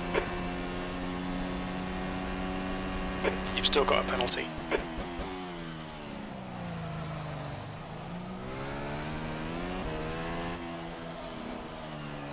You're locking your right front into turn 1. Okay, we need to freeze our gaps in the head.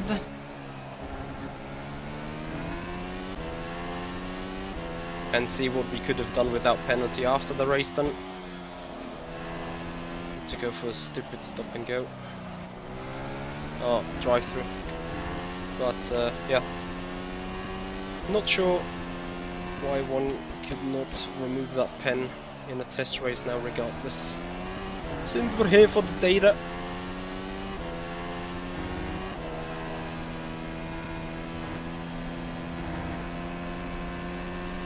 That will drop us back in. Now let me see.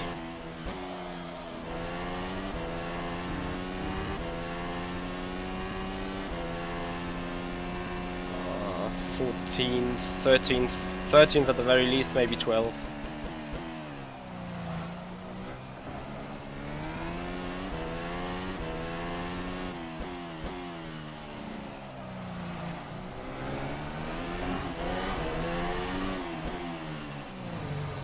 There'll be traffic on the exit. We should come out into Yep, position got that 14, for right behind P1. going over 80 kph.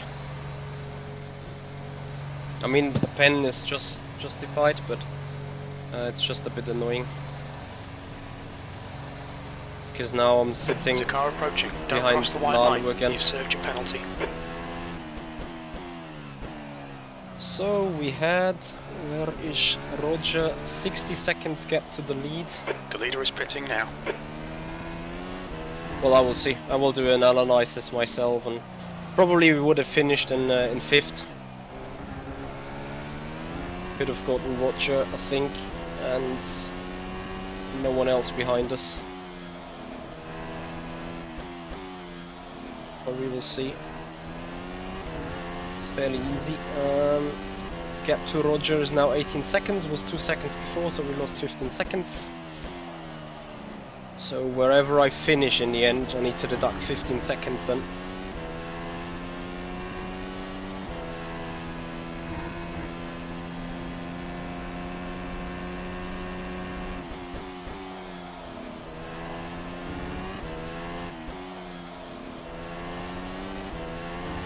The gap in front is now 1.6.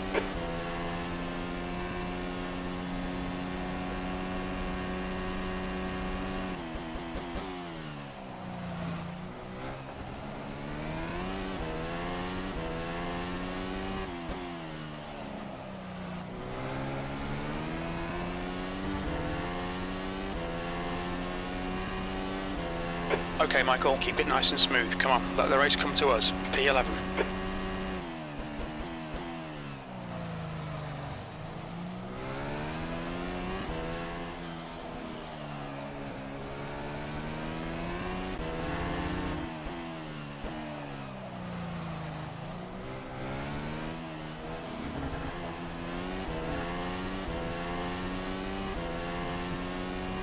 Green flag sector 1.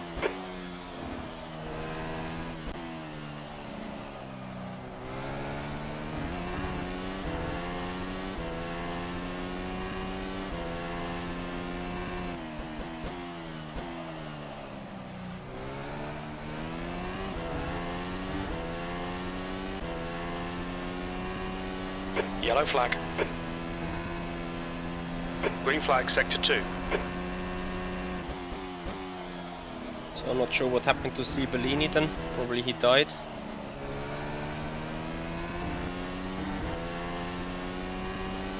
Makes us B9. We need to focus on the front. 18 seconds to Roger. So I'm gonna monitor that a bit. Incident in sector 3. Sector 3 is yellow. Someone else is dead. Jordan has just retired. Green flag They sector 3. killed their engines both. The car ahead's pitting now. Which would mean that our engine is about to die soon as well. P7. F. Remember, everyone was smoking like hell on the start, and when the car smokes, there is huge damage done to the engine. You're locking your right front into turn 1. The leader, Patel, is pitting.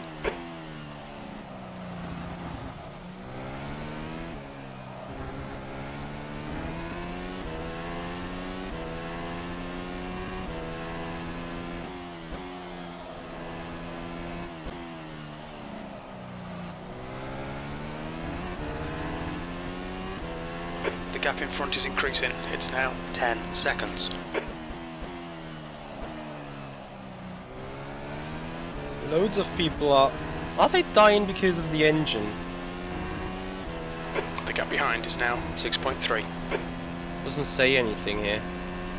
Yeah, my car was smoking too for quite some while, and I tried to play it easy afterwards, like, you know, try to do lifting lots in the first sector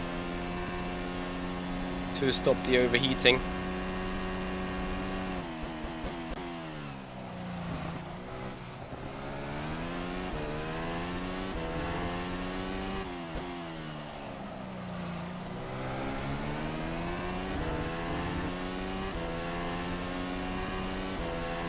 Sixth place.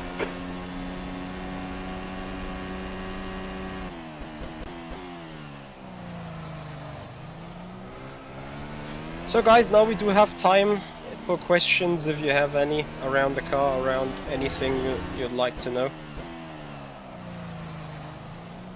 I would like to thank you though for all your time tonight, for sharing the time with us here on the stream. It's the first stream about the new car.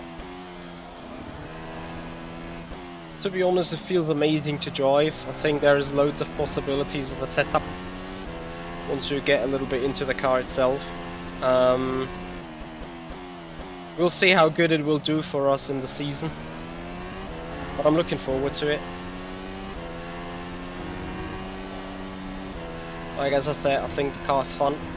It will need some fixing, so we need to look into dirty air on the front a bit. Just a bit, you know, or improving the slipstream. Hey Steve.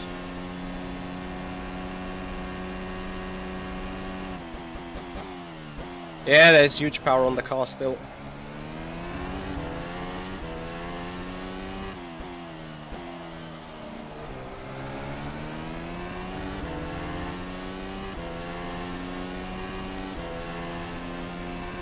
Well, Christian Colombo, it just means FormulaSimRacing with Formula cars being whatever, you know. It could be a Formula 2, Formula 3, Formula 3.5 Renault, the Borak DNF. I think all of them in sector 2. have dying just engines. retired from the race. Patel also died. Guys, it's just a matter of question when we're going to die as well, so I'm gonna take it easy on the engine now.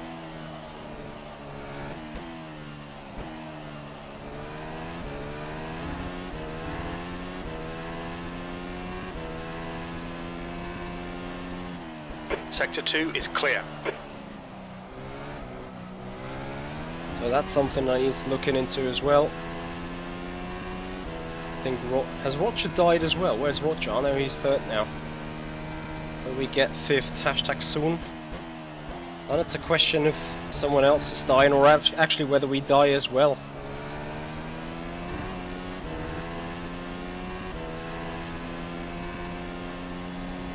Yes, that was the Christian. That was the intention. FSR wanted to at least get the new 2022 Aero chassis looks.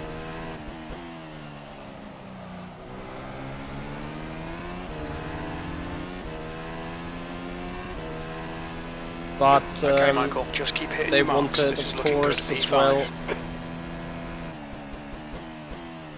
bring back the good racing, so they enabled refueling, 2 different sets of compounds.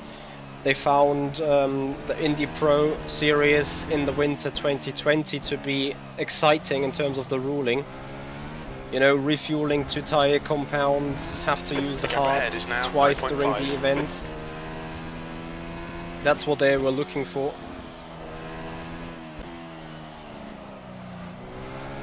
And so they implemented this into this mod as well. You're pulling away from the guy behind. The gap's now 8.8 seconds.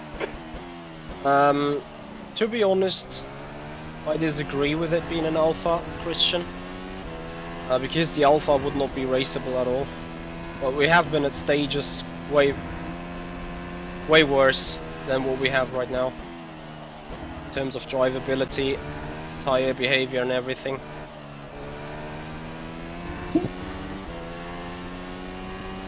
Of course, FSR administration decided to just release the car once it's in a condition where it could be used for racing and for really testing the rules, which is the stage right now.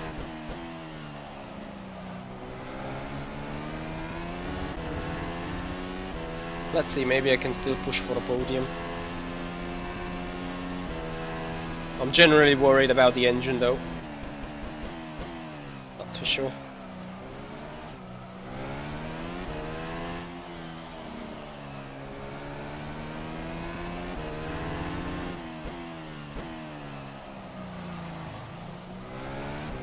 I think I started smoking relatively late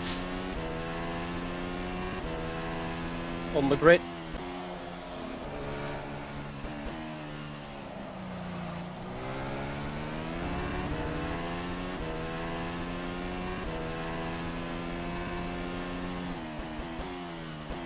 What they did about the car model, they looked at several concept cars that are done by real-life designers according to the 2022 regulations, and looked at them, kind of combined them, and created something, yeah, like a 95% carbon copy, but still unique.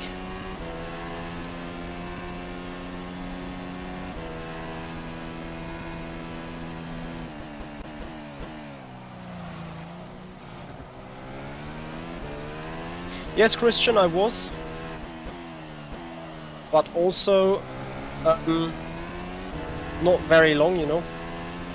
The gap in front is now 9.7. You've just done it on The engine 30.2. my engine started smoking short before the lights went off, which was fairly late. Also, there may be, of course, damage to the way of people driving, like, you know, overusing the gearbox on the downshifts. Also maybe really revving to the maximum. That's what I don't do anymore, as you can see. Maybe I can give you a little bit of an insight into that when we're looking here. What I usually did was driving like this, all the way up to the last blue digit lighting up, and since 2 or 3 laps I'm driving like this.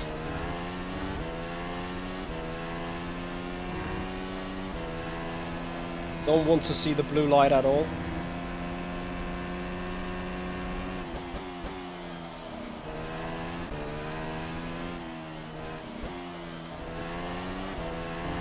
The gap behind is now 10 seconds. Of course, sometimes it just pops up, but just in general, I don't want to stress the engine that much. That is all the little things that you can do during a race. If you see there's I got wondering, as Siebel died and Jordan died in the very same moment. I know that their driving style is fairly same because those are teammates. P5. And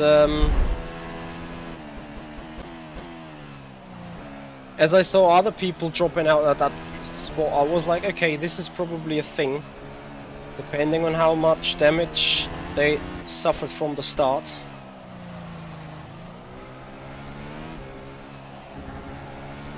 And also in pits, of The course. gap in front has increased. It's now about 10 seconds.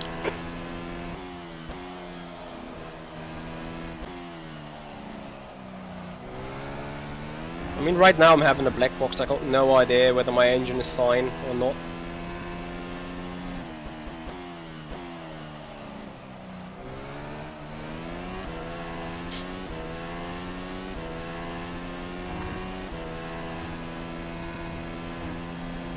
Using a little less fuel as well, of course. Sector 2 is yellow.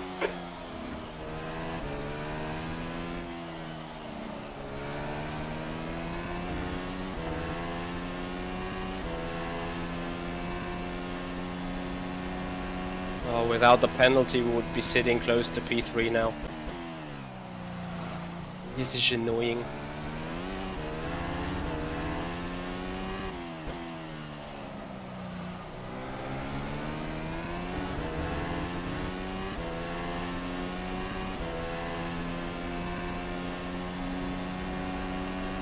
Five laps to the final pit stop.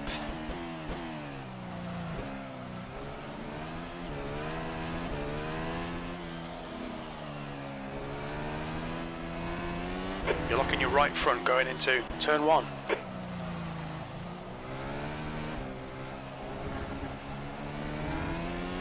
Yes, Christian, we're coming towards the end of the lifespan of the tyre.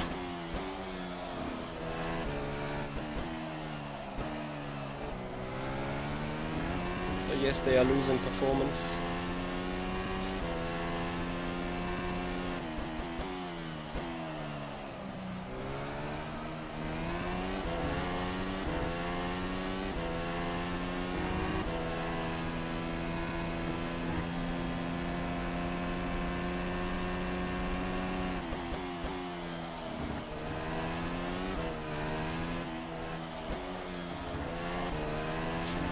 The gap behind's increased to 13 seconds.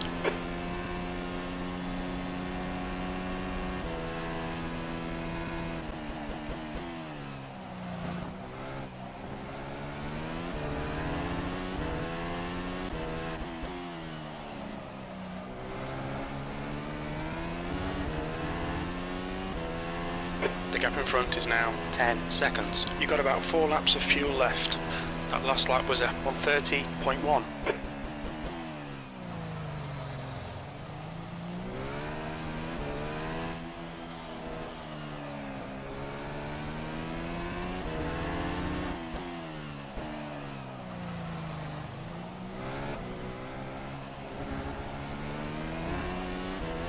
Let's see what the tire can still do.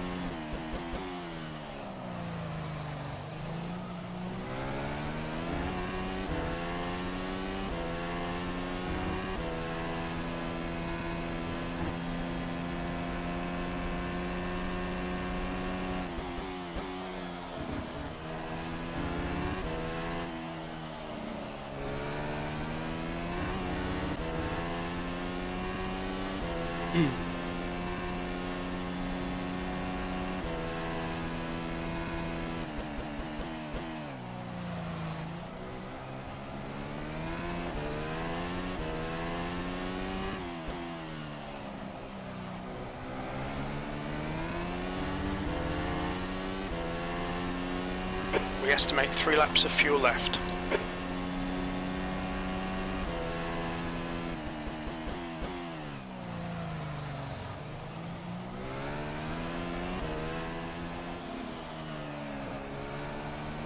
Seeing right front locking into turn 1.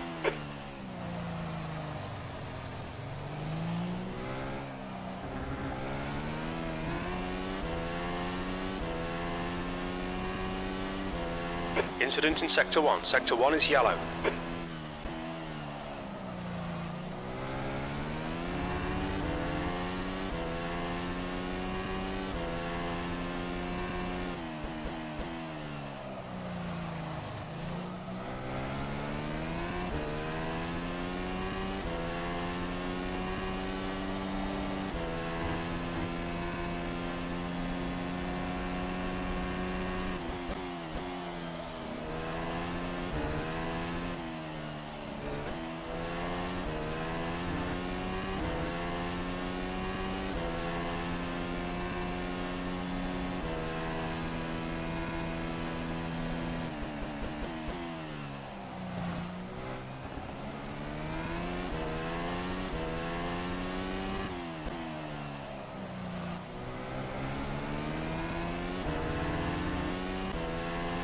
The gap ahead is now 10 seconds. Only 2 laps of fuel left.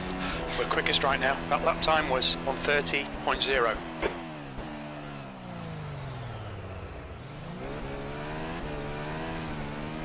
Yep, tire is about to die. If a second wasted.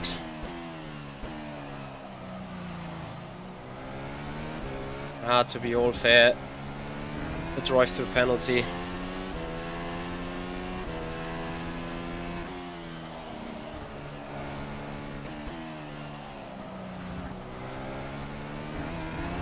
No chance to revive myself from that.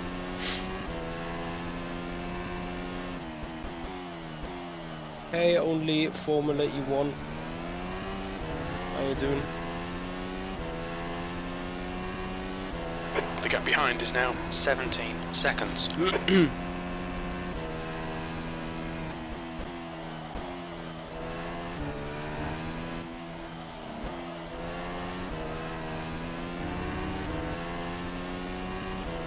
Good news is I'm catching them both, Roger and Leonov, and I catched 6 seconds of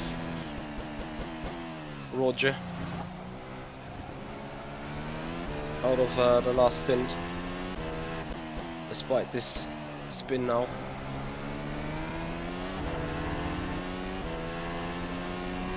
We think you'll be out of fuel on the next lap. Got Okay, the pit stop box. requested.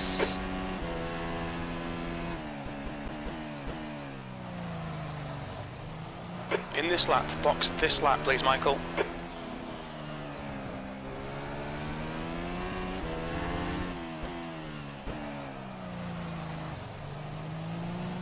Imagine if Roger and Roivers both have to take the hard tyre again. The pit crew is ready. And we even have chances for P3.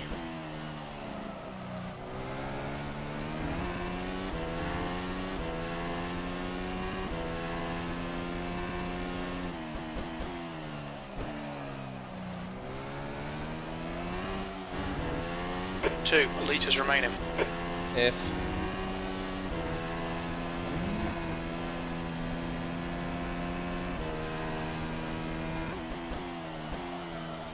yeah, the rear tyres are gone now. I have to be careful after the You should have plenty of space on the exit. When we exit the pits, we'll be in P7.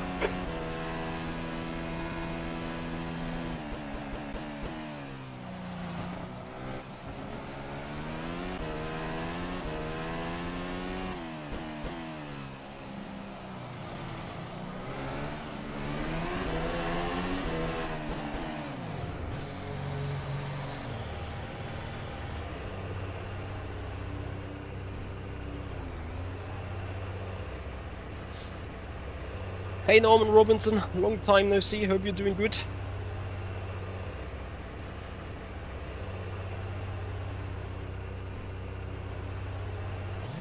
The car behind's pitting. Go, go, go.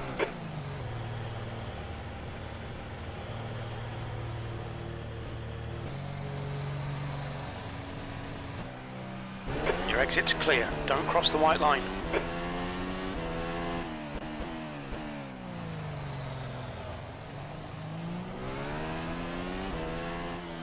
So we do have the undercut now over Roger and Leonov by 1 lap. This means though they also stand The gap in front is roughly a increasing. second It's now 13 seconds. shorter in their pit stop. Means they don't 7th position is have now as on much, softs. service time, because less fuel need to be picked.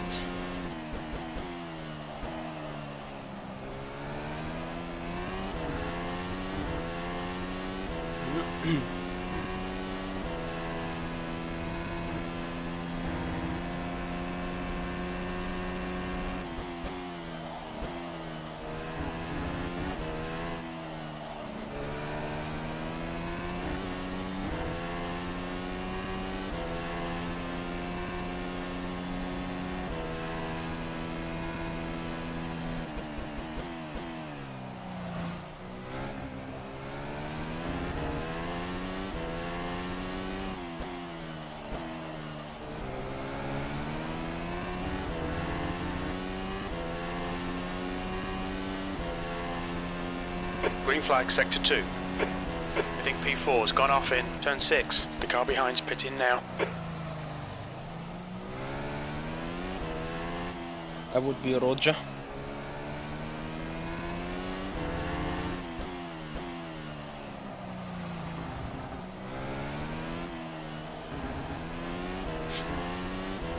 So we see what the actual gap is now.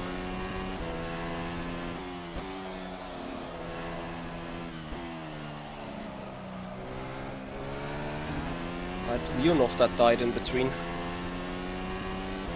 If they keep battling, this enables good chances for us to make it. We'll see. 15 laps to go. Thomas, I think most of the guys died from the engines. Smoking on the start. I don't know how this was in the ACA, AMA race. I'll now try and take it a little easy on the engine.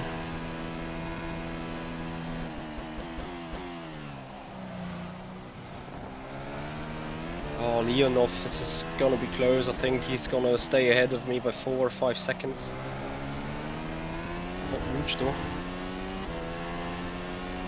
That was 129.6. Actually, we're overtaking him right here.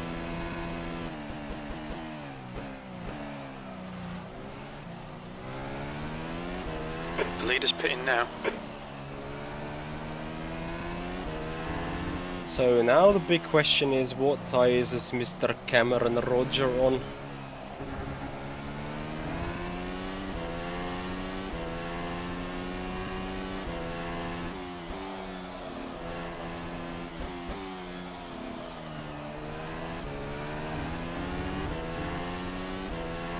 gap in front has increased. It's now about 8.2 seconds.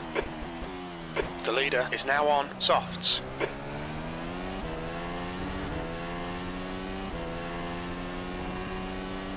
The gap behind is now 1.7 seconds.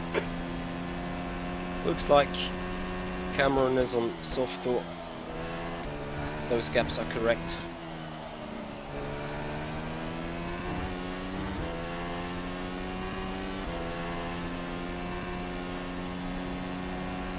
Victor, where can you see that from?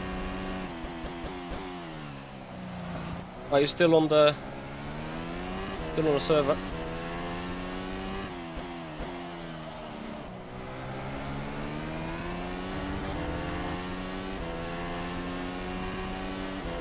P4.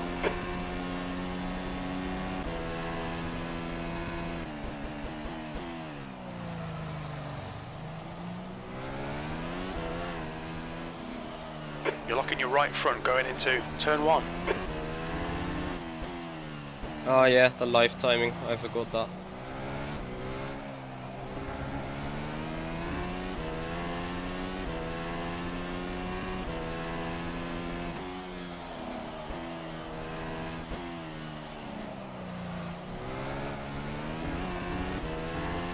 So usually I'd say, if I look a little bit after the tires,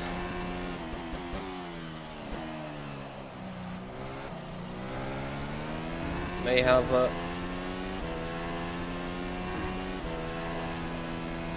shot at P3. That drive-through penalty just F's me out, because without that, easily P3. Which would be nice starting 23rd.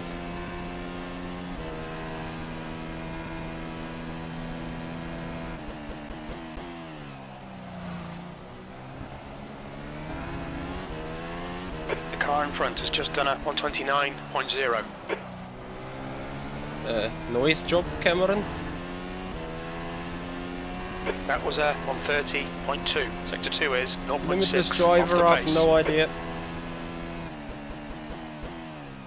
I haven't done testing in all the GTEs.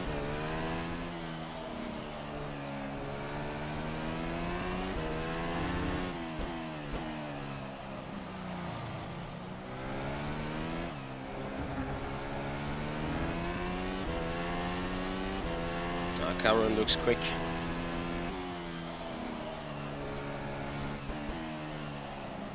Gotta say though, I'm not pushing as much on the tires though.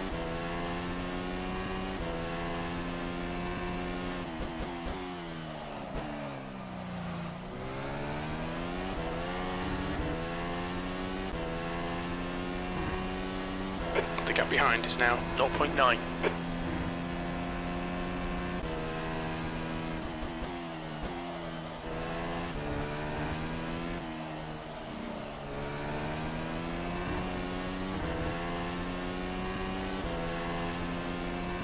So guys, I appreciate your time. I appreciate you boys watching about the new FSR car. If you do appreciate the streaming, if you do appreciate the content, please make sure to follow up on Twitch and subscribe to the YouTube channel. Make that community grow. Give us a push. That would be massively appreciated.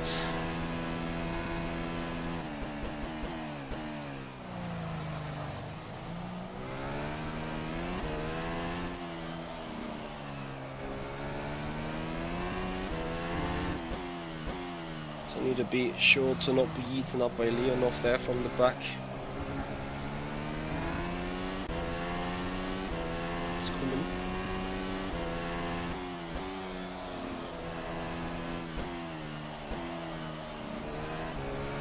So this is a good question now. I see Roger is now dropping in The pace leader again. has just done a 128.8.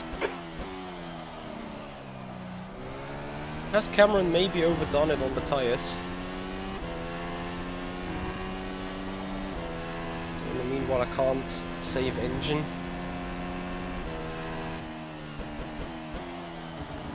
As Leonov from behind is pushing.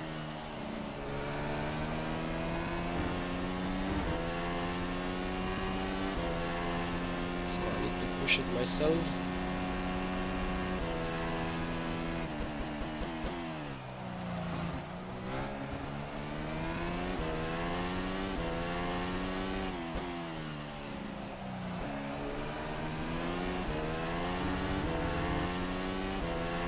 Okay, Michael, hold your nerve, just keep it smooth, no mistakes. You've just done a 129.9.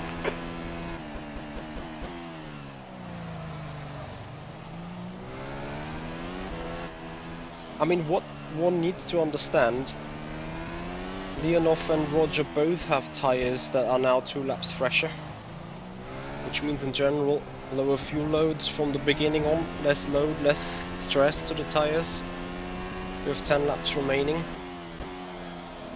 P4.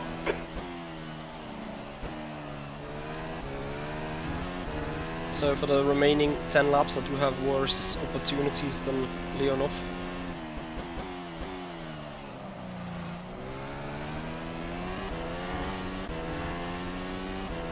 So I need to fix this driving wise.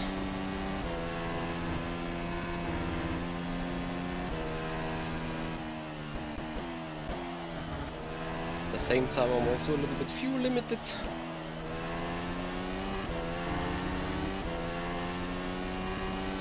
Cannot further save the engine. Oh, who died there?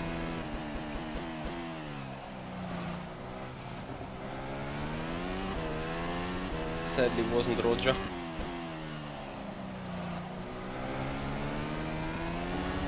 Or was it? That lap was a 130.2.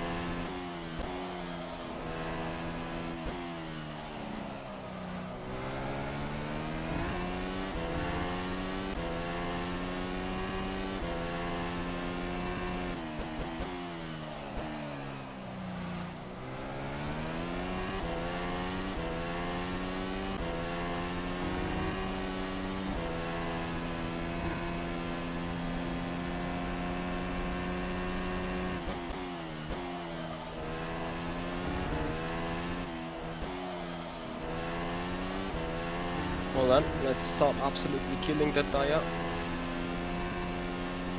Maybe we have a chance. 8 seconds to Roger.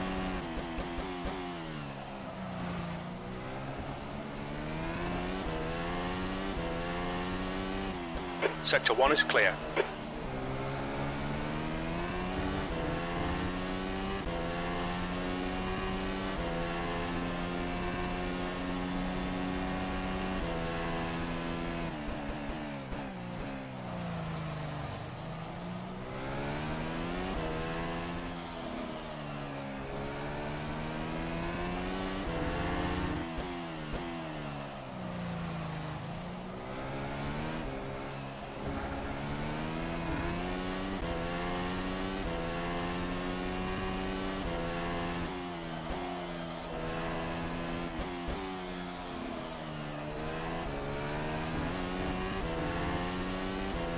Don't let this guy distract you.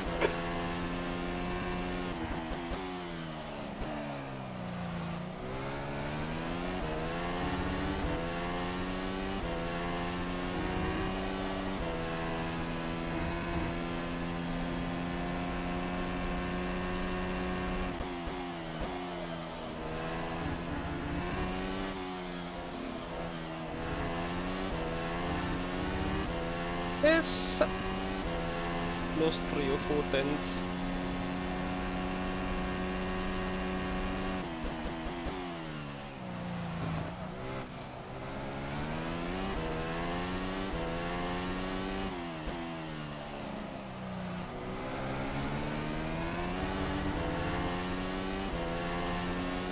Your last lap time was 129.9. Okay, Michael, your lap times are pretty consistent.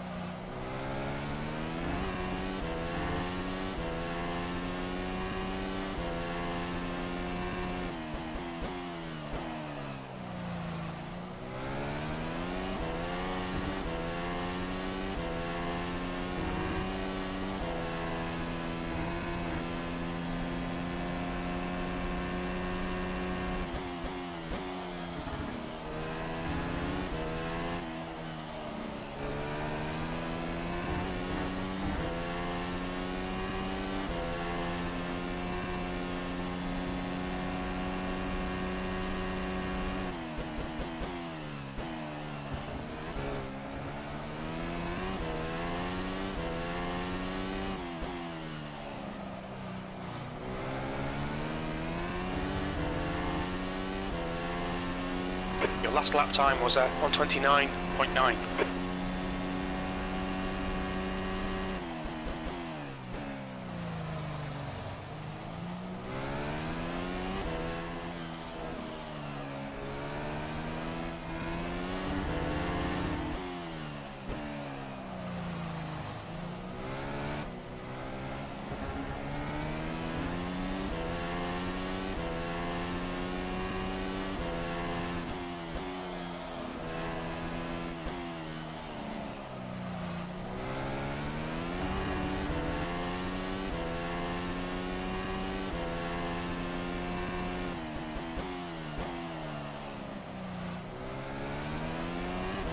There's a small outside chance, but we still can make it P3.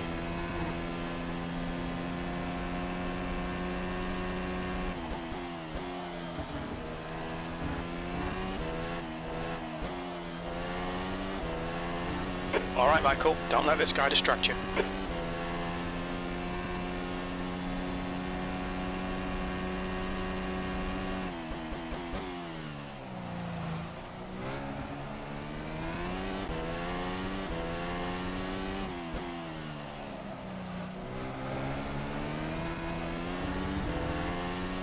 Cameron does 30.8, Imagine race we pace. did 29.6. 129.7. Oh, 7.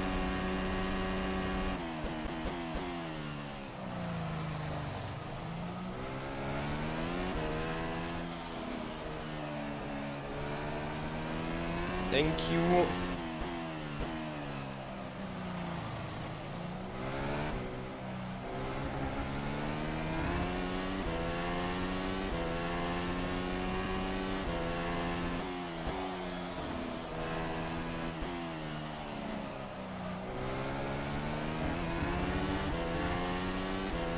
Ah, we can see the opponent.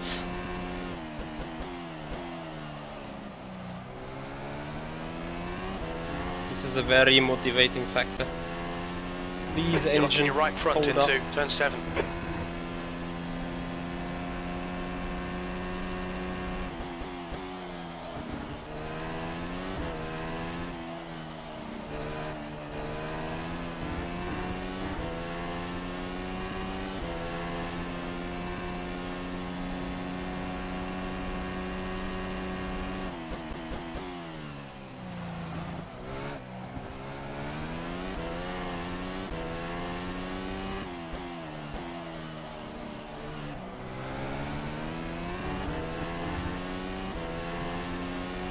Okay, Michael, you've got about 4 laps of fuel left. Only 0.8 of a second this time round.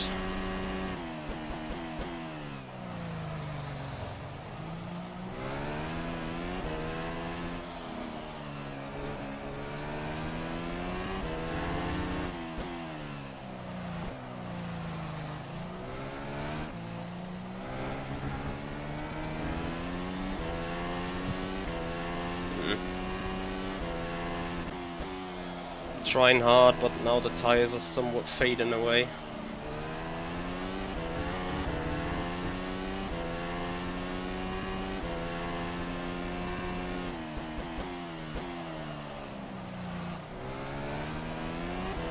Which makes precision even more important. Don't be distracted. Defend your position. Quicker than you entering the chicane. Will be.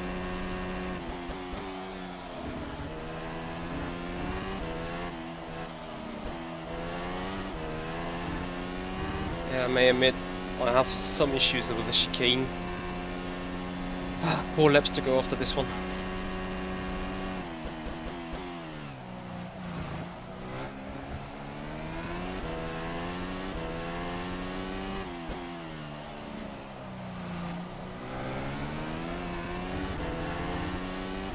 Cameron did The gap behind is now 30.7. 0.8. 3 laps of fuel remaining. 0 again. Ah, that's not enough.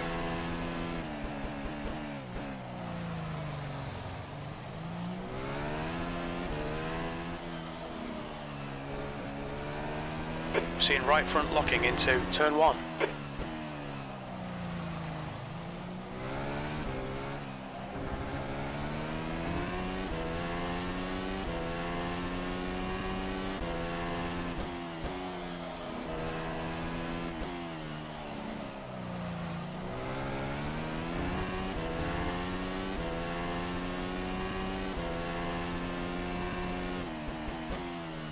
Yellow flag in Sector 3. Sector 3 is clear.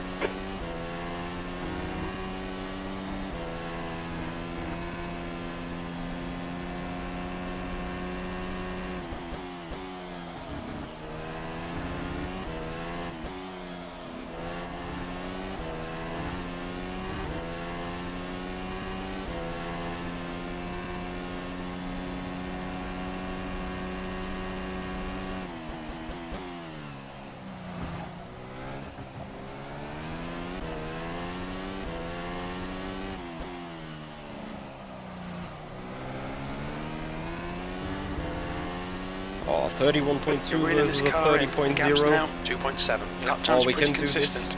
2 laps of fuel remaining. Clear on your right.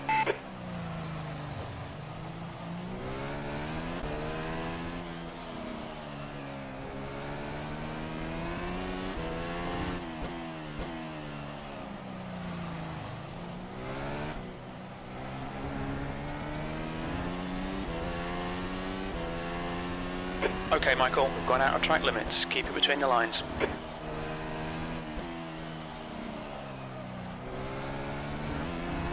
Vlog you, thank you so much for the follow, much appreciated.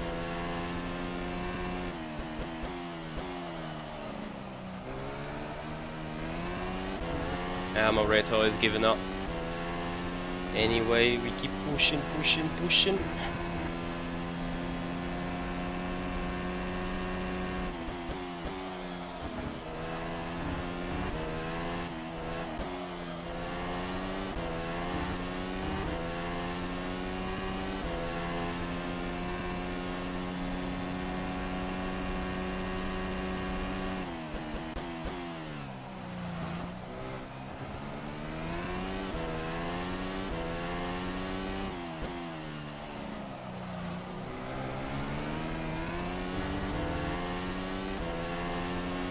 Two to go. This is the last lap of fuel.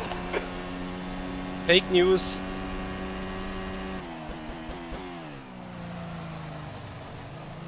In this lap. Box this lap. Maybe my final lap of rear tires though.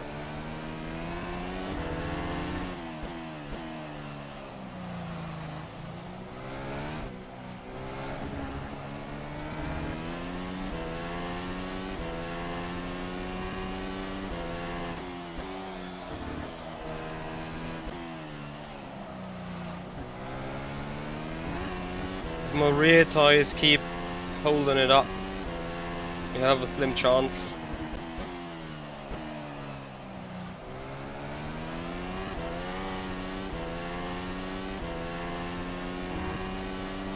The gap in front is now 1.7. Yes, exactly, Geoffrey.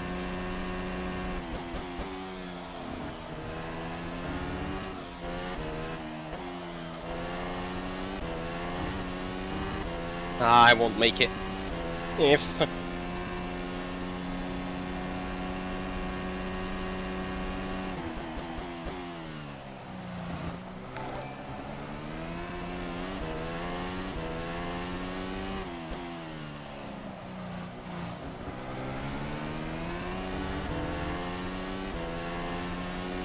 Hi Just done Rock10, thank you very 130.3. much for the follow, much appreciated.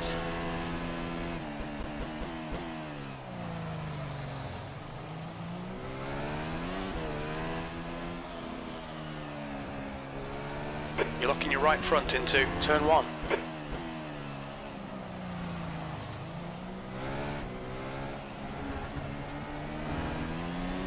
Ah,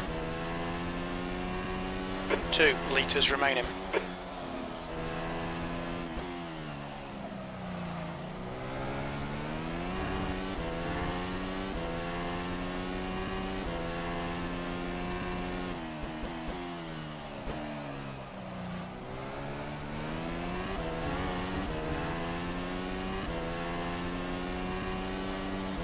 why does it say Leon not 5 seconds behind despite he's right in my rear wing?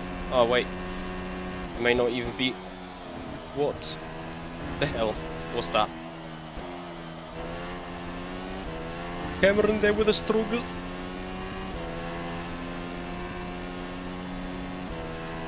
I'll have a bigger struggle though.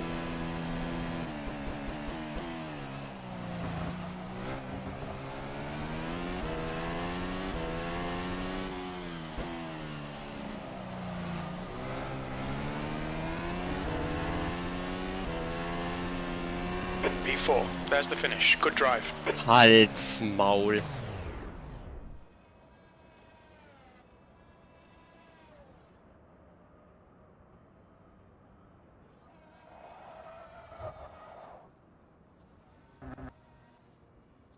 Eh, post-race checking.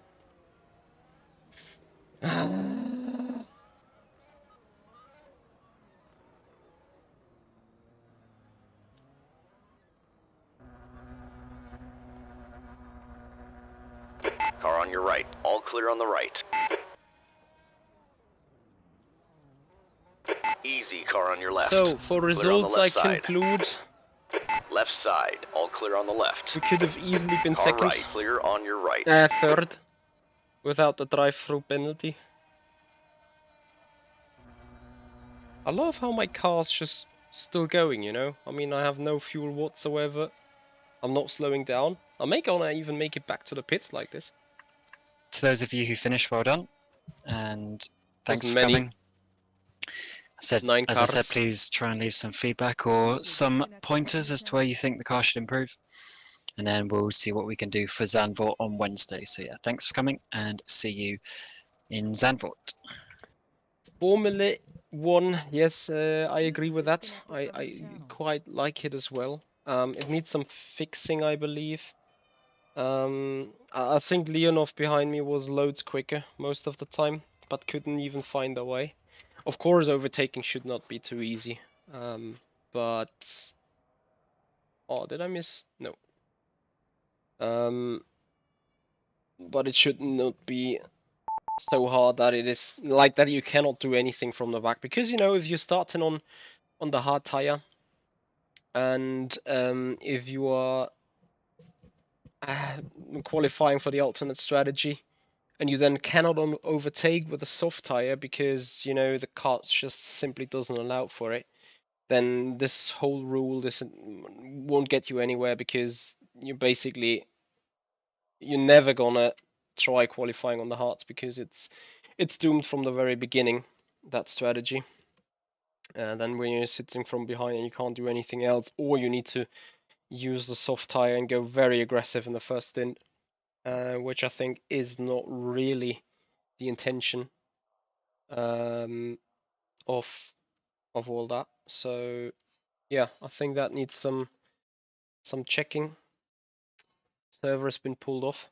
Anyway, how do I like the car? I very much appreciate the way it drives.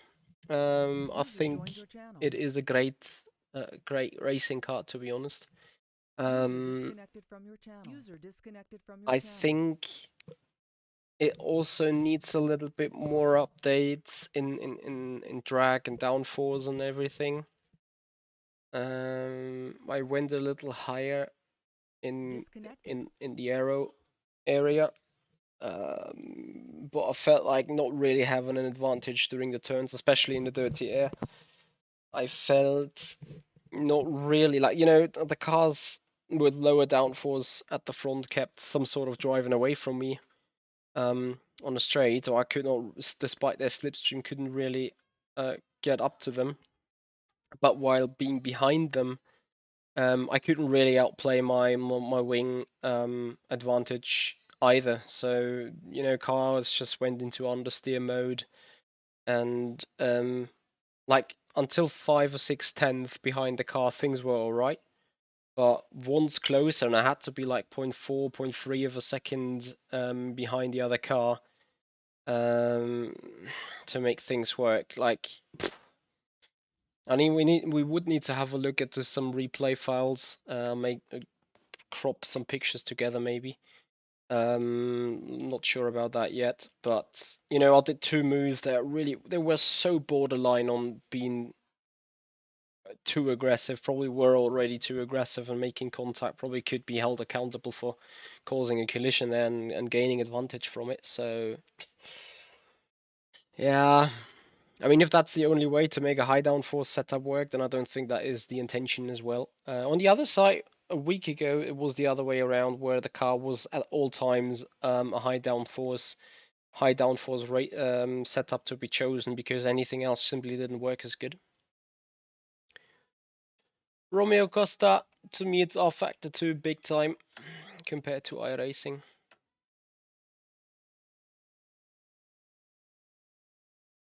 Yeah, maybe a little bit more reduction of drag could actually help it. The dirty air coefficient is overall, I think, alright. I'll need to look into some data and see whether I can find anything in terms of, you know, physical changes and stuff. Anyway, guys, that's gonna do it for tonight. That's gonna do it for today. Thank you so much for your time. Much appreciating that. That was the first Formula Sim Racing preseason test race. I'm quite happy with the performance. Apart from that mid-pit speeds infringement. Of course, it would not have been P3 in the end. In a perfect world, we would have had Sibellini, Jordan ahead of us, Burlak, so it would have been a P7, most likely a P6, something in that regard. But yeah, I guess it is fine. You got the feeling refueling no DRS 2 sets of hearts to use mandatory kind of have effect to reduce strategy choice. No, I think you need to play smart on strategy in the first place. You need to have a good idea on what you're actually trying to do. It needs a certain amount of preparation though. It's not like you just get into a race, see how it goes, like what you could have done in last year's cars, stuff like that. But anyway. Yeah, Steve, thank you for your time. And for those watching, I get you over to another streamer, of course. So let me see who is online right now. Guys, I appreciate your time. Please, again, if you like what you see, if you like the streaming that we do, please show your dedication by becoming a follower on Twitch, by becoming a subscriber on the YouTube channel. Help us grow the community. Let's go and have a raid at Jarno Opmeer. We raced him in the Formula E Accelerate series on Thursday. He's currently doing some F1 2020 and chills out on the stream, so you guys will enjoy that for sure. Anyway, guys, thank you so much for your time. That's going to do it for tonight. It's going to do it for today again. And have a good start into the week. Happy Sunday to all of you. Happy Valentine's Day to all of you. And see you there. Goodbye.